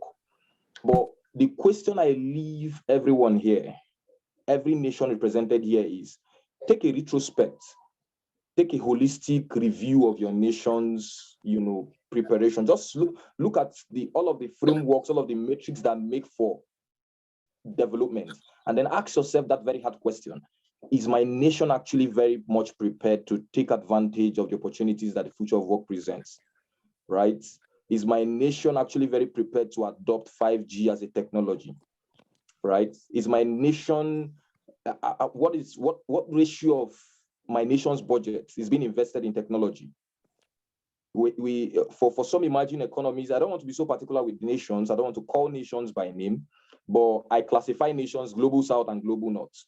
And that classification I'm not the origin, it's not my idea. It's a scholastic idea. and it's more of economical than geographical, right? So when you talk of global north, we have nations that are doing quite well. When we talk of global south, we have impoverished nations that are always like this. They want to receive, right? And when you talk about, all right, so when you talk about, I thought that message was for me. So when you talk about global south nations, there are those nations that when conversations around future of work is being, had maybe in a table or in a room, they tend not to be so like interested in it, because our problem here, when you go to certain nations, they want to see how can we begin to use advanced technology to reduce human interactions with the systems that we use in our homes, the systems we use in our workplaces, right? How can we have technologies that can read our minds? How can we have technologies that can, get things at the speed of thought? Maybe we need something like this at the speed of thought. It provides it for us. But certain nations are still battling with as meager as water, clean water, sanitation, hunger, access to basic health systems. Now, those nations, they are not well positioned for the future of work. That is not the future of work, right? The world has gone past all of that. That's not the future of work. And because that is the kind of problems, that is the kind of challenge they are addressing, that is the kind of opportunities, job opportunities, that is the kind of work you see them doing, right? So you see people, when some other people are trying to create, maybe get skills around big data, get skills around machine learning, get skills around neuroscience and all of that. Some places want to really just get a skill on how to build maybe a particular organization that can help address water access in a rural community. So for emerging economies, one thing I would advise, right, is for us to be able to be ready for the future of work, because it is practically and visibly obvious that most emerging economies, most developing economies are not ready for the future of work, because you need this technology, you need infrastructure, right, to be able to host and accommodate what the future of work entails, the features, all of the rudiments that is associated with the future of work. So one thing emerging economies need to do is, emerging economies need to invest in our young people, because the future of work the future of work started 10 years ago. We started conversing about the future of work, projecting in 2050, this is what will happen, in 2030, this is what will happen. And then a particular country in Africa, I don't want to give the description because some of us will know the nation. A particular nation came up with a recovery plan, 2020 economic recovery growth plan, as though 2020 will never come. But we're in 2022, and that particular nation somewhere in Africa, right, is still grappling with recovery plan, with growth, economic growth. So the conversation about the future of work has started long ago, and we seem not to be catching with the tides. So one thing we need to do to catch with the tides of the future of work is to invest in young people, because the future is for the young.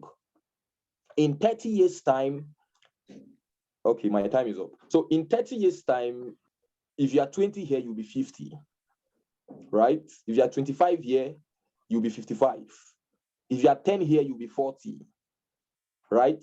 So if you are 60 here, you might have maybe waved us, maybe you'd have taken the departure lounge, or struggling with life and struggling with health, right?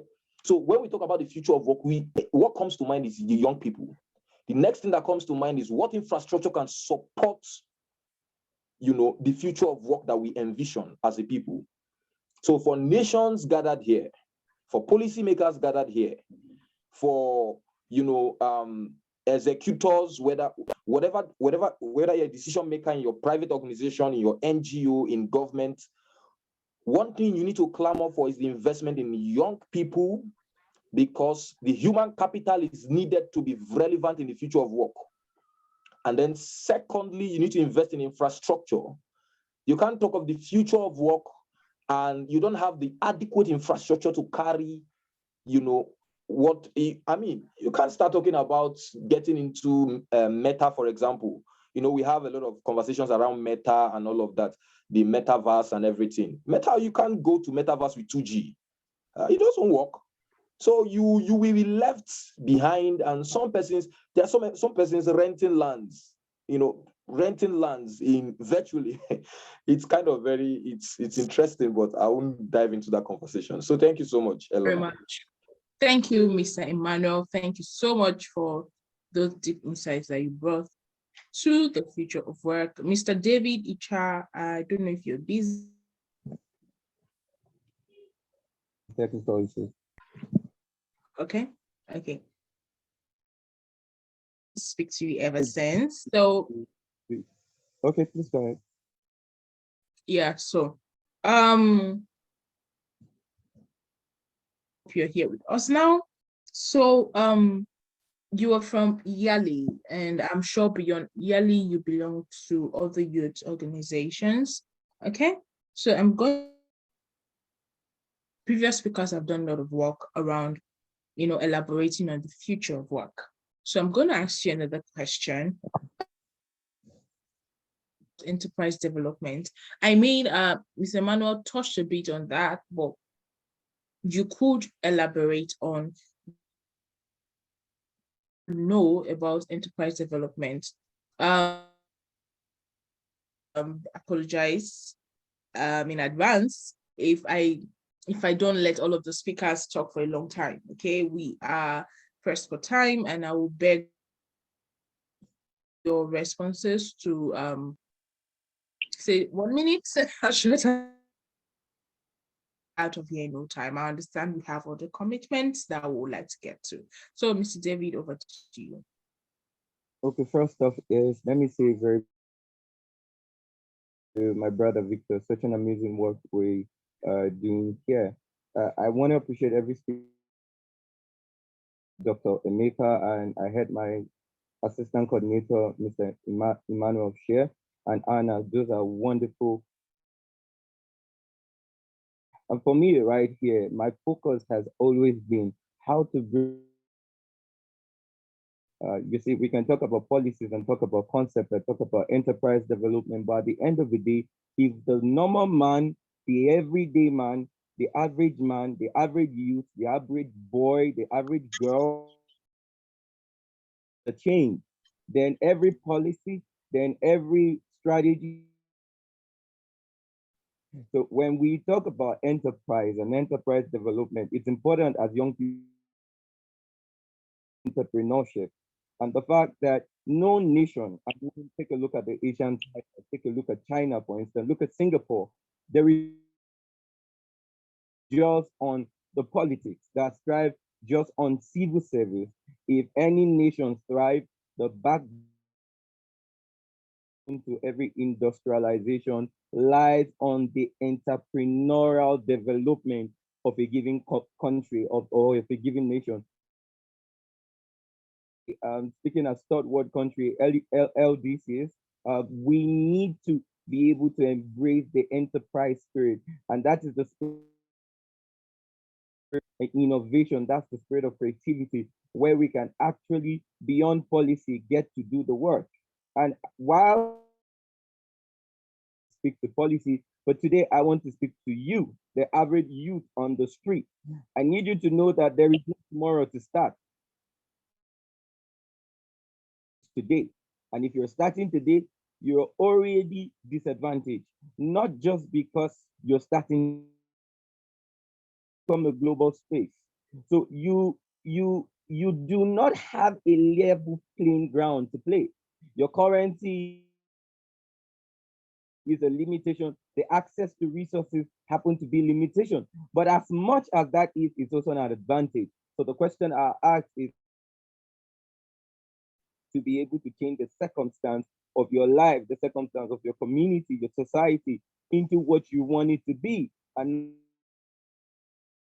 entrepreneurial development, it talks about, or enterprise development, it talks about that hunger to see change, that hunger to see difference, that drove Elon Musk, who we recognize today, to the level of innovation he has brought to the table. Warren Buffett, name them, Mark Zuckerberg, and the rest of them, and it's incredible. With Dangote, you must understand that nobody is going to handle. And most times you never start until you start. So when we talk about the entrepreneur and how you choose to change your circumstance, right? So when we talk about entrepreneur, the future of work, we're talking about the same thing, because the evolution of the fourth industrial revolution requires are you giving, not the certificate I have, not the things I think I can do, not potential. What can you offer? Things that will change life by the time you offer them. And we must understand that the reason why we must get involved in enterprise and its development is not just because of money making or to make our life better. It's because the entire age depends on your decision to start now and start today. Thank you very much. That looked like some real Alita speech, but it was like call to action kind of conversation. Thank you so much. I like the tone that the conversations are taking now. They're getting very heated, and going to move on to Kelvin Mulama. Are you with us? Oh yeah, thank you. So everyone, Kelvin Mulama is from Kenya. He is he's with Clean Air. So I'd introduce someone from the first section. That should be I'm sure you were with the team and Clean Air team that won the COP27 hackathon. So you're welcome, Kevin Mulama. I'm gonna youths, and I will ask that please, if you're not speaking, everyone, please mute your mics except you're speaking. So I will ask Kelvin, how can youth thrive in a society with limitations? So a lot of our speakers have already given a lot of insight into this. But from your own view, how can youth thrive in a society of opportunities? Over to you, Kelvin. Thank you so much for this great opportunity. I hope you can hear me clearly. A little bit of noise from my background yes, here. We can hear you. Basically, we are looking at the youth in Africa, and statistics indicate that up to 65% of the youth in Africa are below 25 years old. And looking at this population, we realize that this is a large number of the youth, and considering that the job opportunities that are available are very few. And now this brings a very big question now. How can we scale the current job opportunities? Because opportunities are very limited. And as these youth continue to grow up, they also need a source of livelihood so that they can make a living and put food on the table, or also advance their life, maybe through career and other life journeys that they want to pursue. Looking at the current demand of the job opportunities that are needed in Africa, only to maintain the current unemployment rates, which are actually still high, we're looking of up to 20 million new job opportunities that are required by 2030. And that is if these jobs are to be generated on a daily basis. This according to the statistics being released by World Bank. And now this really poses a big question that from my perspective as an upcoming leader, number one, in Africa, I think, for example, here in Kenya, realize that not every youth has an opportunity to go to high school and to graduate from high school to university, because we only have few youth who are graduating from high school to university. And now the majority of the youth remain in their rural areas, or some of them come to the cities to look for maybe menial job that will just giving them, which will give them an earning that maybe is not sustainable. And now this one poses for the first solution that I think Africa we should embrace.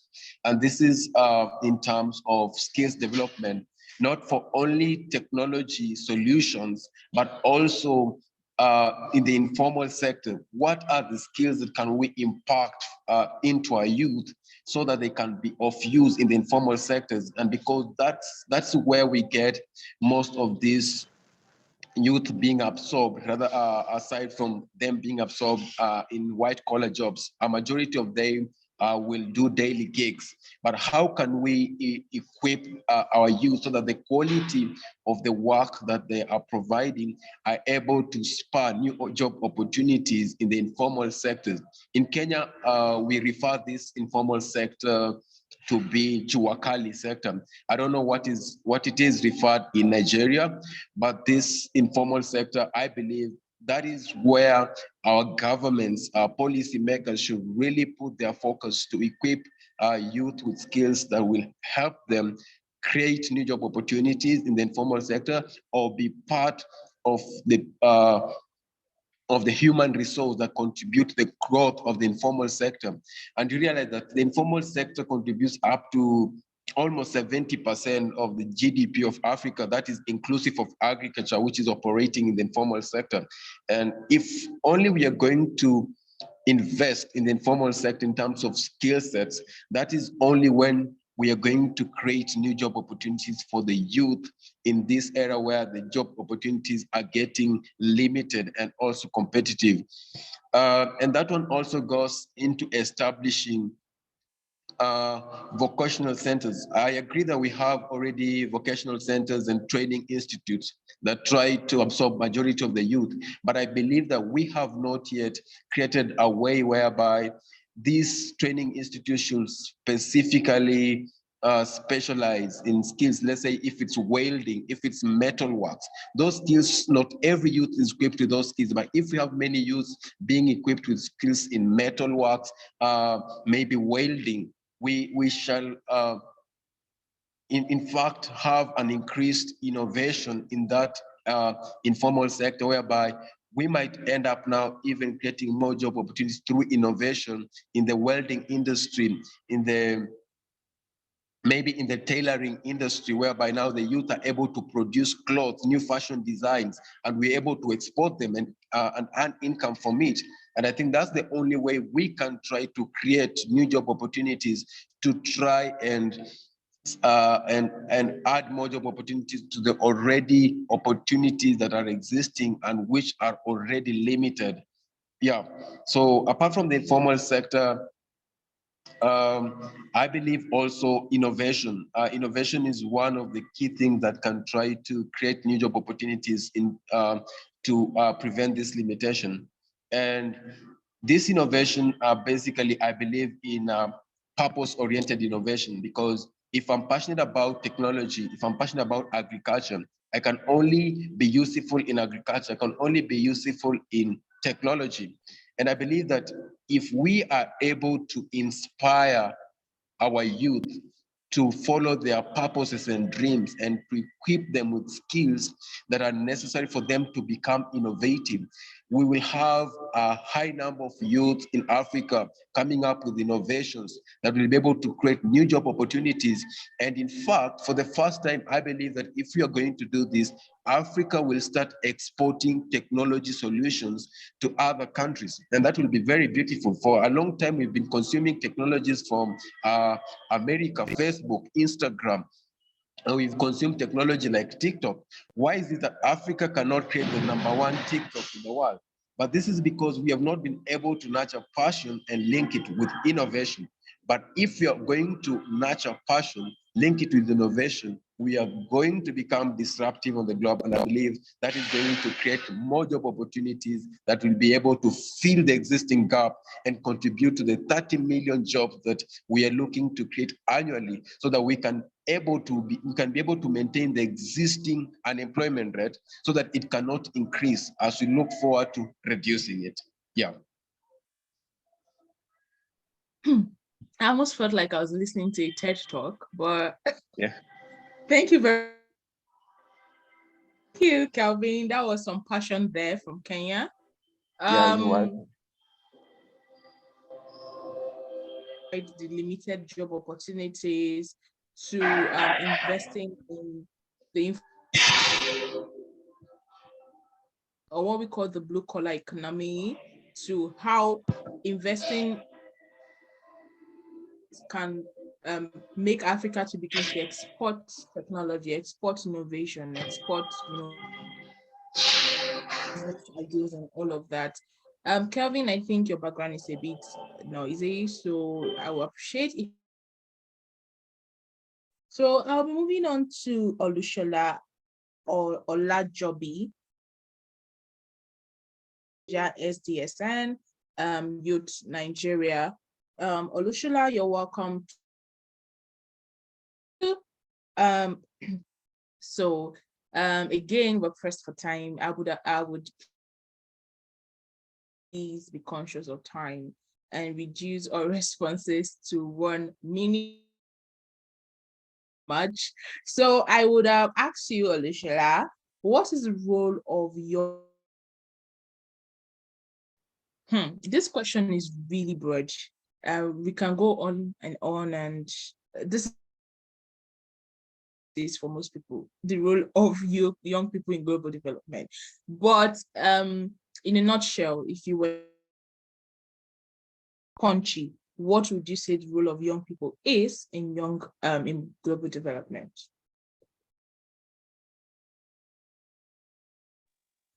Thank you. I want to appreciate everyone, at least different contribution from around the world since morning, and it has been a very great one. And I would say personally, I've been jotting down notes and everything. So my name is Olushola Olajobi, and to go straight to your question, I believe the role of the youth in global development in this age, considering everything, is participation. We need more youth to participate. And when I mean participation, it means everybody getting involved. And how can people get involved? The way we can get involved is by, first of all, educating ourselves about what are the problems and how do we solve them. Then, okay, once we are able to identify the problem, then we can now say, okay, this is what is wrong and this is what we want to do. So then we can now start coming up with a solution, or how do we go about, how do we try to solve it in a more sustainable way that will not add problem. Because one of the things we've come to realize is that some of the solutions that actually be profiled over the years have actually added a problem or add to our problem that we are currently facing. So I believe to answer your question, I think the main thing youth needs to do now is to participate more in everything. I hope that answers your questions. Yes, that summarizes my question. We need youth to participate more in policies that will advance their own growth. Yeah, thank you. So I'll be moving on to Anna Clara Fiera. We would be rounding off very soon. So take this as your questions would be your closing statements. If you want to emphasize on anything, please do so now, because that might be all till the end of the session. So Anna Clara, I would like to ask you, okay, 2 questions as a way of closing your thoughts for us to lead us on achieving sustainable economic growth. That's question 1. What is your advice achieving sustainable economic growth? What would you advise? What are your thoughts? What are your thoughts on, first, advice to the leaders? Secondly, your thoughts on economic empowerment of women. Over to you, Anna.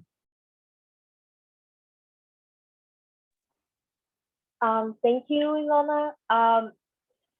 For achieving sustainable economic growth, I think leaders must look for effective ways to ensure public transparency. Um, I think public transparency is essential for sustainable economic growth. And by that, I mean people should have their right to access to information guaranteed, so that civil society can be aware of how public institutions are prioritizing social and economic policies. Um, and also, transparency means that governments, private organizations, and civil society should actively engage in tackling corruption so that we can make sure that public money is being spent the right way and being invested in social and economic policies. Um, and that also helps us reduce the gap, the global gap between developing and developed countries, because unfortunately, the least developed countries are the most impacted countries in terms of corruption and public transparency. So I think we should put our efforts in, helping reduce this gap regarding transparency, and allow people in developing countries, especially, to have access to public information, and know how public money is being spent. And so if they know more about that, if they are aware of how the money is spent by governments, they can be aware of um, how policies are being shaped and how policies are being implemented for achieving sustainable economic growth. And I also think that youth must be encouraged both by the private and public sectors um, to help achieve economic and professional growth. And since youth represents both present and future generations, we should provide them with proper education and capacity building for joining the workforce. And more than that, for having real opportunities for career growth. So I just think that public education should be equipped with professional education and a professional curriculum. Um, that that means we must focus on providing youth with accessible resources to gain technical skills, and so that they can be empowered and achieve their professional goals and be economically empowered. And about the last question about women and the economic empowerment of women, I think it's really crucial for women to be economically empowered, so that not only we can achieve gender equality, but also we're giving women more freedom to ask for themselves, to achieve for themselves, and that also is essential for reducing global inequalities, um, both between men and women and between countries, between the least developed countries and the more developed countries. So I think we should also focus on empowering women in terms of capacity building, in terms of professional education. Um, I do think women should have, there should be more policies that are specifically focused on training women to the workforce and training women to gain technical skills like using the computer and having access to digital tools, being that digital literacy, um, so that can help reduce the gap between men and women. Um, and so women can have the opportunity for economic growth, for career growth, and um, that helps women gain their independence, you know, and so they can have a more positive outlook on their lives and on the impact they can have on society. Um, yeah, so gender equality is a very challenging issue that we must drive all our efforts. Um, and yeah, I think our discussion here, sessions like this, are the best opportunity for us to help find ideas and solutions um, for for giving women voice, for giving women a voice and the power to change their reality. Yes, thank you. Thank you. I would usually do, I would leave an emoji every time a speaker finish it, but I guess I forgot. So I think we should just pick that up. These conversations. So over to you, Emmanuel Ohanwe, the Deputy Coordinator of Yali Abuja. Please take this as your closing thoughts and make it as brief as possible.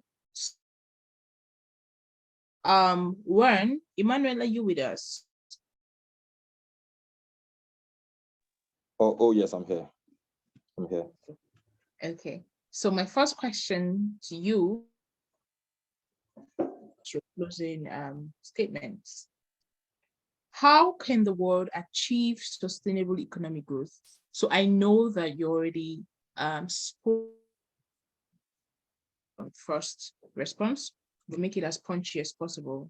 Okay, straight to the point. How can the world achieve sustainable economic growth? And what are your thoughts on economic from a man? Okay, so we just heard from Anna. Anna already gave a view as a woman. So as a man, what are your thoughts on economic empowerment of women?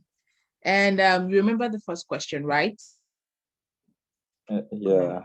How can we build global economy? Thank you. So over to you. All right. Thank you so much, Elona, once again for that wonderful moderation. And I like to really appreciate other speakers for really giving different perspectives to the questions in the on the panel table. Achieving global economic growth, right? There's emphasis on sustainability, sustainable economic growth. Now, sustainability in the sense that we don't achieve a growth that will be detriment to the unborn generation, right? So there are tendencies where people decide to say, let's chase economic growth by all means. And we chase economic growth and we endanger the younger generation or the unborn generation. Take, for example, what we clamor with environment and all of that.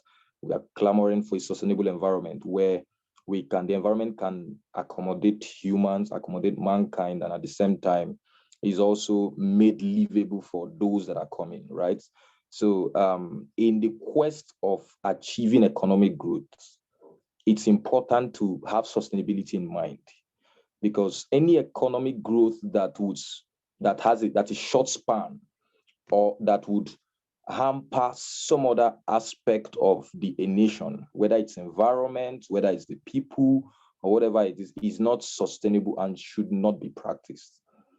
And so one of the things I advise heads of states, government of nations, policymakers, is that one, you need to get your economic reforms right. That is one.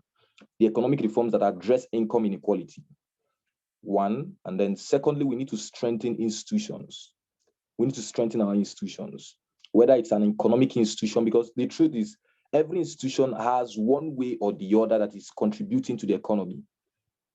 For example, if the security architecture of a nation is not performing very well, it will affect the FDI of that nation. So by FDI, I mean the foreign direct investment. So when an investor sees that your nation is not secured, they wouldn't want to invest because the likelihood you are not predictable. So their investment can go down the drain. So when there's turmoil, when there's security instability, investors run away. Now, in a sense, that is not the economic team. It is not the work of the economic team. I don't know if you're getting me. That is the work of the security architecture. So every institution has to be strengthened. When you have a judicial system that is rubber stamped, a national, maybe a policy-making body that is rubber stamped, people don't want to associate with such society because it means that justice, as a company, you cannot, as a private firm, you cannot seek justice and be satisfied with that, just with whatever outcome that will come from that judicial process. So one thing is strengthening your institutions. I mentioned three things. One, strengthening your institutions. Secondly, economic reforms that address income inequality. And then thirdly, public-private partnership. So, but let me just, because of time, I wouldn't really dive into all of them because we have other speakers and I see the moderator wants to close up this session in a short while. So let me just quickly touch on them 1 minute. So when we talk about economic reforms that address income inequality, the gap is wide, right? The gap is very wide. You see that 80% of the world's, over 80% of the world's wealth is handled by less than 10%. That income inequality is very wide. And we cannot achieve economic growth in that way because you can't have a nation where over 60% or 70% of that nation is in abject poverty, and you keep making laws that promote the people at the upper pyramid and then leaving those below pyramid. You can't achieve economic growth that way. And it's the economy that you are in a sense even widening the income inequality, the inequality that exists economically, right? So one, we need to get economic reforms that address income inequality. How do we bring up people at the lower base of the pyramid up, at least to the middle side of the pyramid, right? How do we address the economic, the pathetic economic states in rural communities, in unserved communities, in underserved communities? How are we able to, lift up people out of poverty in these communities? So much so that they can engage in businesses, engage in ventures and firms that can create more opportunities for their society. Because that is why the cities are getting congested, because the communities are not generating the economic activity that will sustain people. So everybody in one particular village wants to run in the city of maybe somebody in Turkey wants to leave a particular village in Turkey and go to the city part of Turkey. Somebody in Rwanda, somebody in Nigeria wants to leave, one community in Dorei and come to Abuja, come to Lagos, because those communities, we need to create economic activity in those communities. What economic reforms can we create so much so that economic activities will be going on there? And these economic activities, on what infrastructure do they depend on? Do these communities need lights to operate? Because some of them might be manufacturing firms. Do they need lights to operate? Do these communities need internet, right? Do they need road? Because sometimes, conveying goods and all of that also contribute to the cost and contribute to even the survival rate of some businesses, because you realize that when you convey goods from this point to this other point, you are adding up prices, and at the end of the day, customers run away because your prices are high, and you don't want to sell below production capacity, below production cost, because you are factoring in cost of transportation and all of that. And at the end of the day, your business is failing. The communities are suffering. People are running out of jobs, and people are running to the cities. The cities are congested. Right? So one is economic reforms that address income inequality, so that a young man in the village will be comfortable because the village is generating the economic activity he needs to survive. Right? And then secondly is strengthening institutions. So I touched that earlier. Different institutions, whether it's security, whether it's your judicial, whether it's the policy-making body, whatever institution it is, let the people have confidence in these institutions. And that is kind of connected to what the earlier speaker, I didn't get the name, mentioned, transparency. Transparency is key in all of these institutions so that the people will be confident. People will be able to, people want to do business with your society, your community. People want to, and because of that, you are getting the investment that is needed, to push the entrepreneurs, the business owners that are in that that are in your nation, right? And then thirdly is public-private partnership. So I'm not going to explain that. It's just the government recognizing what private individuals are doing and say, hey, we like what you are doing. Can we scale? So I will see that you what you are doing at the moment, you are reaching 50 people. For example, Victor set up something like this. And Victor is trying to connect nations all over the world to come together to address, global problems that are locally haunting us.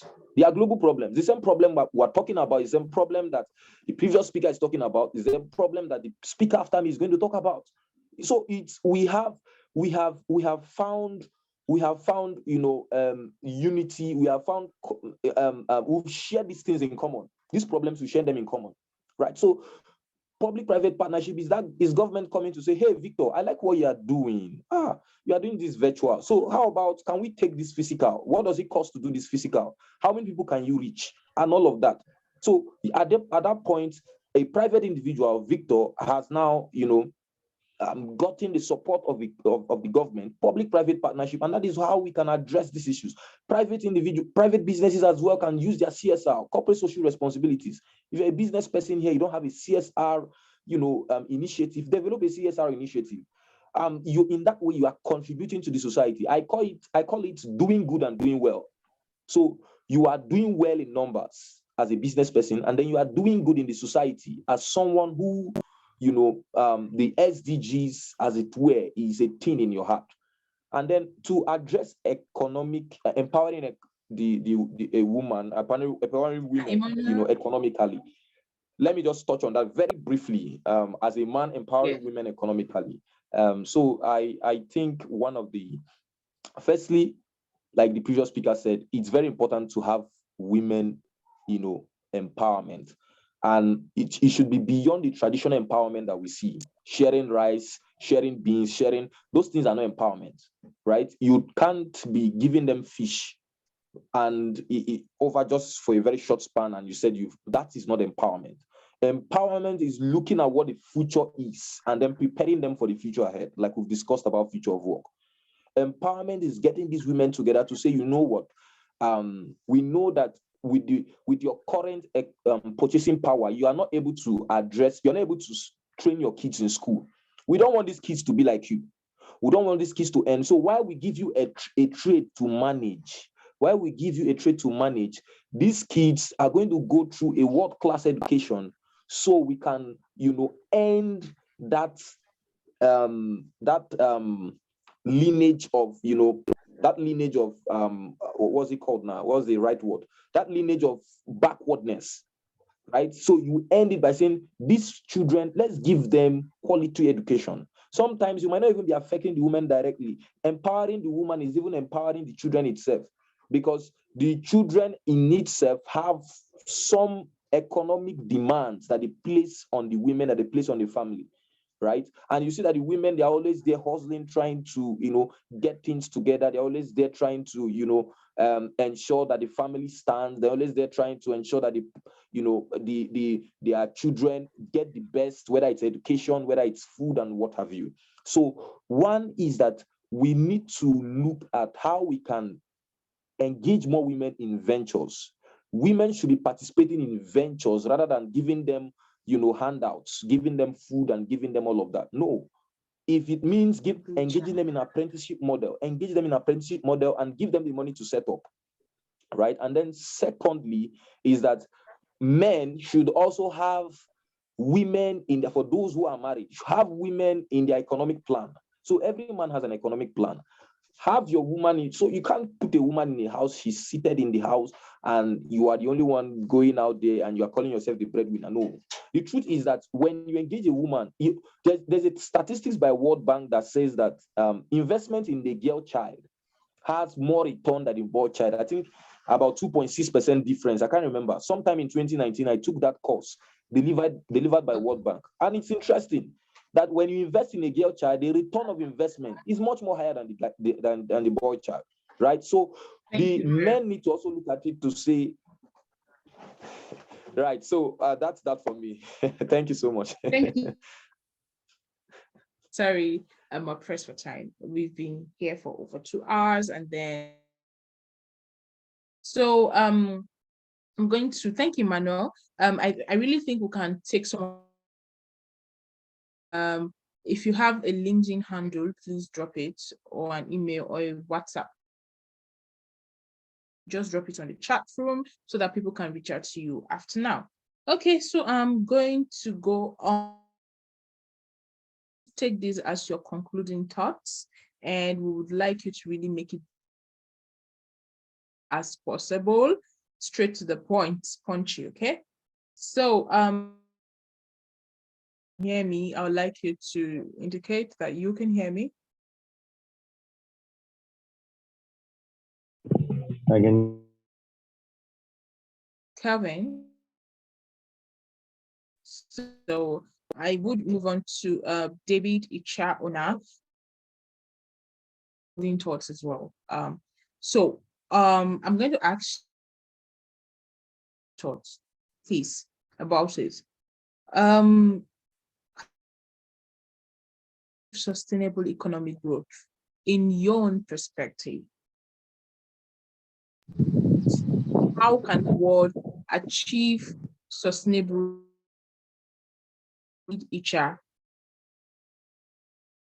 Thank you very much. I don't think there's so much to say here. Is in place. One of those very important policy is the SDG goal is supposed to help drive economic growth and development. That policies don't fulfill themselves. There must be the to be able to drive the execution and the thorough execution of those projects. Economic growth is not for growth itself, it's for development. Very present on the street again. The woman who sells, the boy who shines his shoe, whether they are able to store all that they need to be potentially in an economy is growth. So there are policies that have been put in place in the SDG. Global leadership. We need a definite leadership to have the courage to ensure the execution and the institutionalization of this entire policy. Ukraine right now, we need definite leadership. Take, for instance, the case definite leadership, not just in the third world countries, but global leadership that has the courage to be able to deal with these sectors and with this circumstance that the world is facing. This challenge economically that we cannot look away, but it takes leadership to be able the willingness, and if we have the courage to deal on these SDG goals, as we from time to time, and people have things to say. And economy is the only thing everybody has to say when nothing is. It's that time where we can have formidable leadership, and it begins from every one of us in our various spheres. These goals, these developments are things we put in place. I think it will help us go along. Okay. For that insight that you brought to us, David. Okay, so I'm going to move on to Kelvin Mulama. Please okay. Now, Kelvin, so quick one. Please take this as a concluding thoughts and make it very. What is your advice to leaders on, please, if you know. Now, what is your advice, Kelvin, to leaders on achieving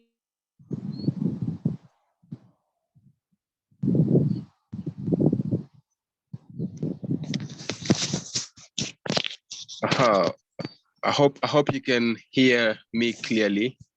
Loud and clear.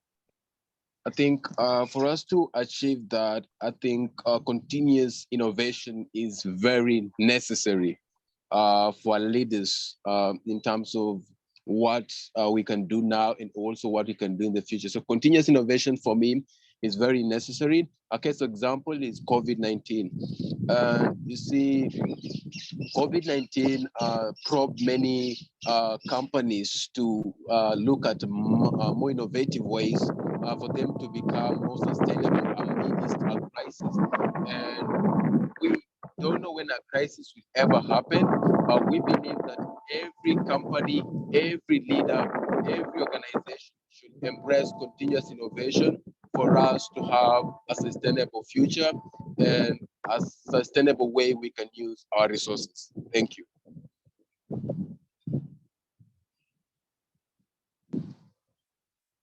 That was very brief. Yeah. Thank you. Thank you very much. Over to Olushola Olajobi. Shola, please note that you will be closing the concluding statement. We round up the session because we are done with all of our speakers before we move on to the convener. I would like you to, a lot of you have spoken about a lot of things, okay? Just from your point of view, you're the program manager, SDSN,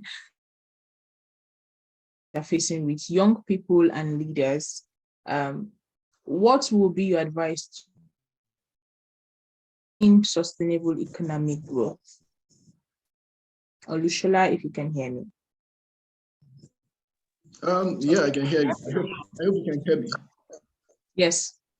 Okay. I think one thing we've been advocating for at SDSA in Nigeria as a body is that it's high time our youth beyond just thinking that okay, I need to get into politics or something.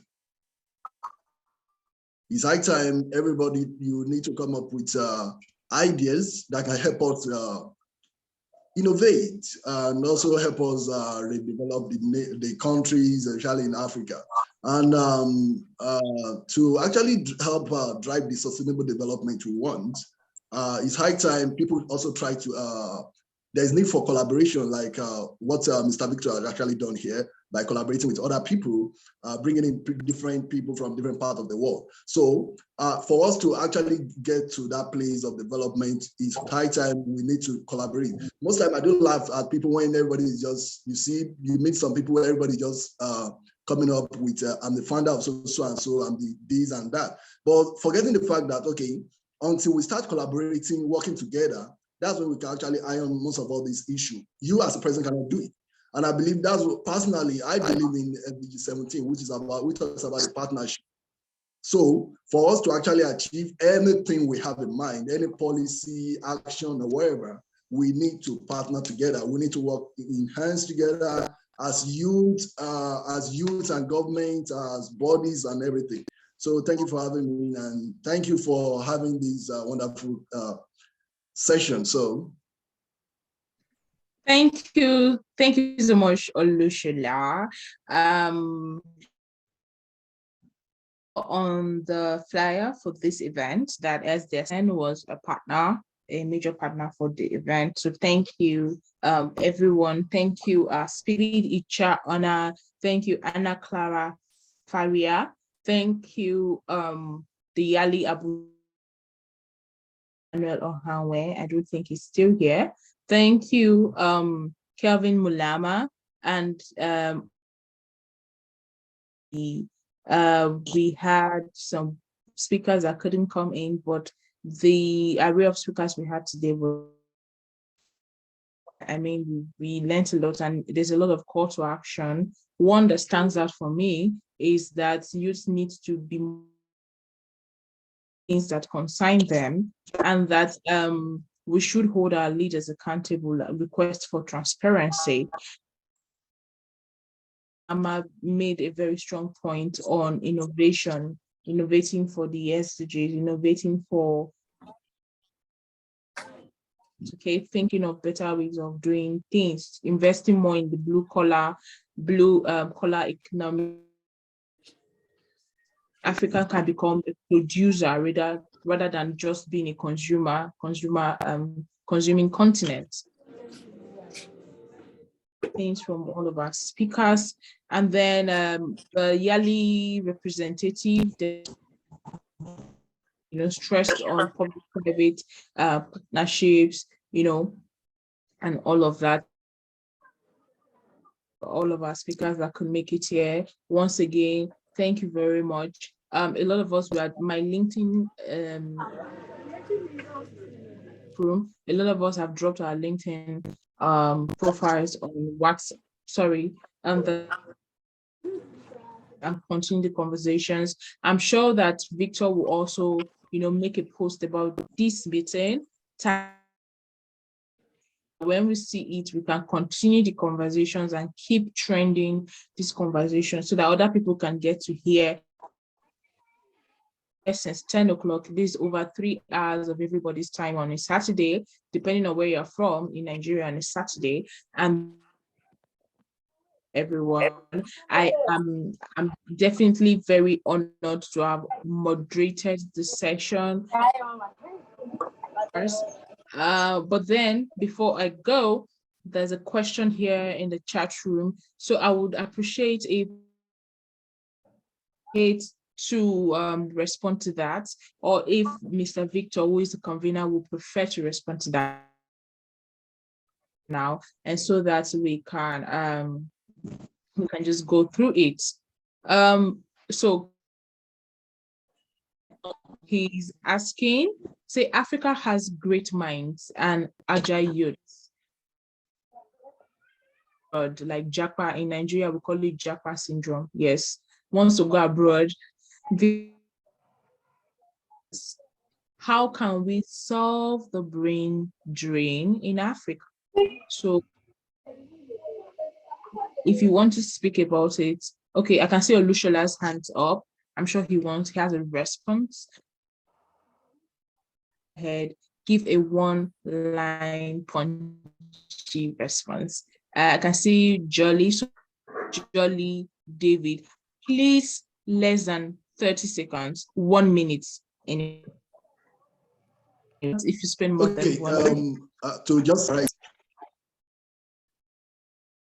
just summarize it, I believe the major thing we need to do in order to address that particular problem is the fact that we need to develop our nation. And when we talk about development our nation, it requires the effort of everybody. It means like me as a person, what do I have? What skills do I have? What I get? Come and sit outside here. Collect this one. You are sweating. Come and sit outside here. Josephine, can you mute your mic? Oh, pick it up. Send it. Okay, so sorry for that. I guess so. Like I was saying, so it requires each and every one of us contributing our own quota, and by that, which means that, for example, because I've met many people, everybody would be like, Nigeria is this, Nigeria is that, using Nigeria as an example. But I just ask people, what skills do you have? So you have people that, some people actually say they study engineering, they do this, and you're still expecting that, okay, you want to work in a corporate office or something. But as you as a person, what can you come up with? What idea or innovation can you come up with? Few weeks back, I was in the south part of Nigeria, and one of the major issues they always have in south is the issue of flooding and stuff. But most areas they don't have good road. But let's say as an engineer, what do you think about, okay, how about maybe if you come up with an idea that can help us solve maybe plastic pollution that we can use to make roads? And people have been talking, those are kind of innovations that people are already developing around the world. So as a person, what are you coming up with? I believe those are some of the ways we can actually handle that. Thank you. Thank you very much. That was insightful.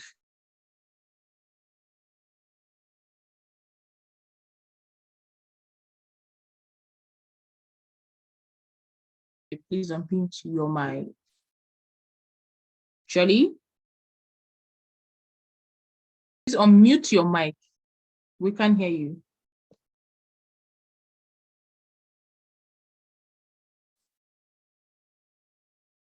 Shirley, we can't hear you.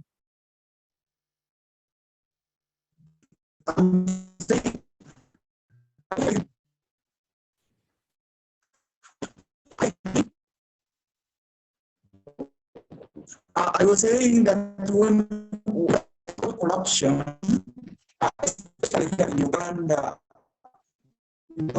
here in Uganda, is very high. And when you are seeking for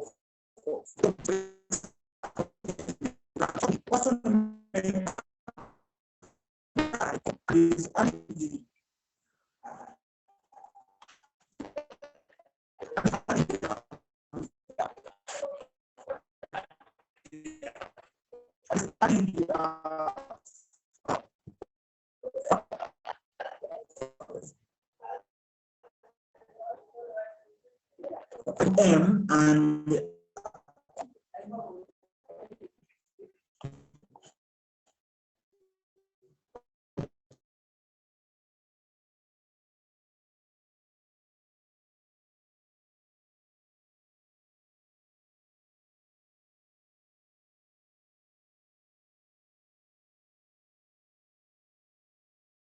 Okay, I am.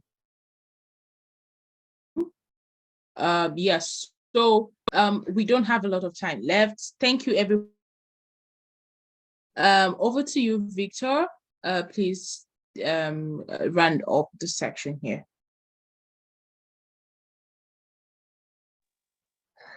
All right. Thank you so much, Elona, for your time and the energy spent during the panel sessions. We really, really do appreciate you. Thank you so much for the effort. I think we should give her a hand of applause.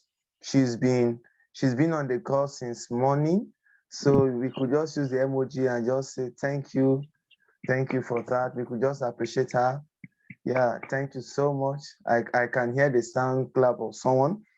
All right, thank you so much, our amazing speakers as well. We really do appreciate you coming around and also sharing your thoughts with us and with other young persons as well. I'm very sure that someone on this call today has gotten something, and there is a stirring in someone's heart to make that change and that impact in his or her community. And that's the reason why we are here today, to stir up that passion within every young person that will be joining us to become the change and a solution provider in their community. So thank you so much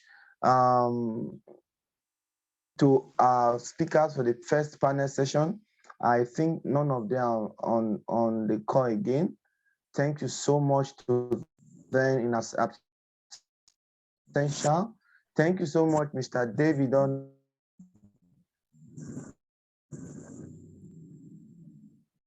now, Mr. Olushirep, Yali Coordinator, Mr. Kelvin from Kenya. Thank you so much, Miss Anne and Anna Flaria. Thank you so much. And I heard you said you work in a media house. So we look forward to working with you to also promote this campaign.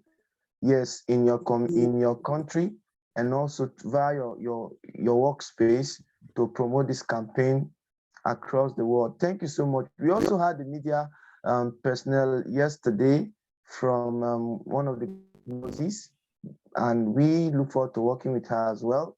Thank you so much, everyone. A big thank you to one of our mothers in the hub, Professor Diaka, joining us from Turkey. I think she's off the call now. I really want to appreciate every one of us for our time. Yes, thank you so much, Josephine. Thank you. Thank you so much, Anna Flaria. I look forward to connecting with every one of us via the social platform. And this event has been organized by the Young African Innovators Hub in collaboration with the Yali Network Abuja, the United Nations SDSN Youth Nigeria, Hack for Earth Foundation, and also Coin News Extra. We really want to appreciate you. We thought we could have organized a physical session converging 1,000 young persons live in Nigeria and also thousands of young persons across board. But this is how we could this is how far we could achieve for now. But we look forward to next year, by God's grace, to have a very amazing session. We want to start our preparation as early as now. So you can reach out to us, you can collaborate with us. If you work with an organization, let's work together. Let's make this a reality. Not every young person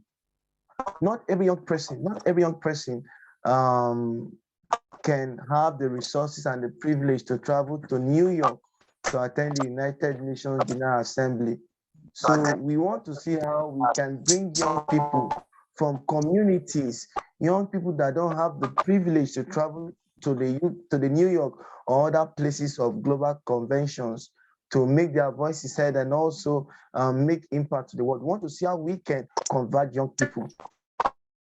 And I'm so happy that we have persons from several parts of the world. Please, let's connect. Coming next year, earlier than this time next year, we look forward to having another session, but we hope to have it physical. So you can reach out to us for partnership, for sponsorship, and let's create the impact we want to see in our world. Thank you so much. And on behalf of the organizing committee of this program, I would love to say bye for now. And before we go, let's just take a group picture. And I trust that Elona will help us with that. So let's all put on our cameras, please. If your camera is off, please put it on right now. We just want to take a picture. Okay, Mr. David, please, your camera is off. Josephine, your camera is off. Mr. Enne Kingsley, your camera is off. Please put it on. Put it on, everyone, please. Let's just take a group picture. Josephine and Kingsley, please put on your camera. Okay, so after the count of 5, we are going to take the picture. Josephine, we are waiting for you. Put on your camera. Hello, Josephine. Okay, after the count of 5, we will take the picture. So are we all set? 1, 2, 3, 4, and 5. Let's just say hi. All right. Thank you so much. Thank you so much. I trust that Elona has taken the pictures. Thank you so much. Thank you. Thank you so much once again. And have a wonderful day. If you have a question, you could still drop it. I'll be on the call after for a while before I leave. So if you have a question, you can just drop it. And if not, let's connect via WhatsApp, via LinkedIn, via email.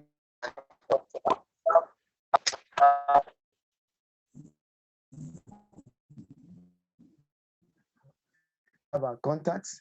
Feel free to reach out to us. Thank you. Everyone.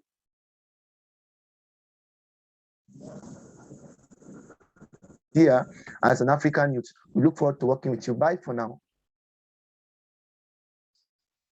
Bye. Bye, guys. Thank you so much. Bye. Have a great day. Bye. Thank you.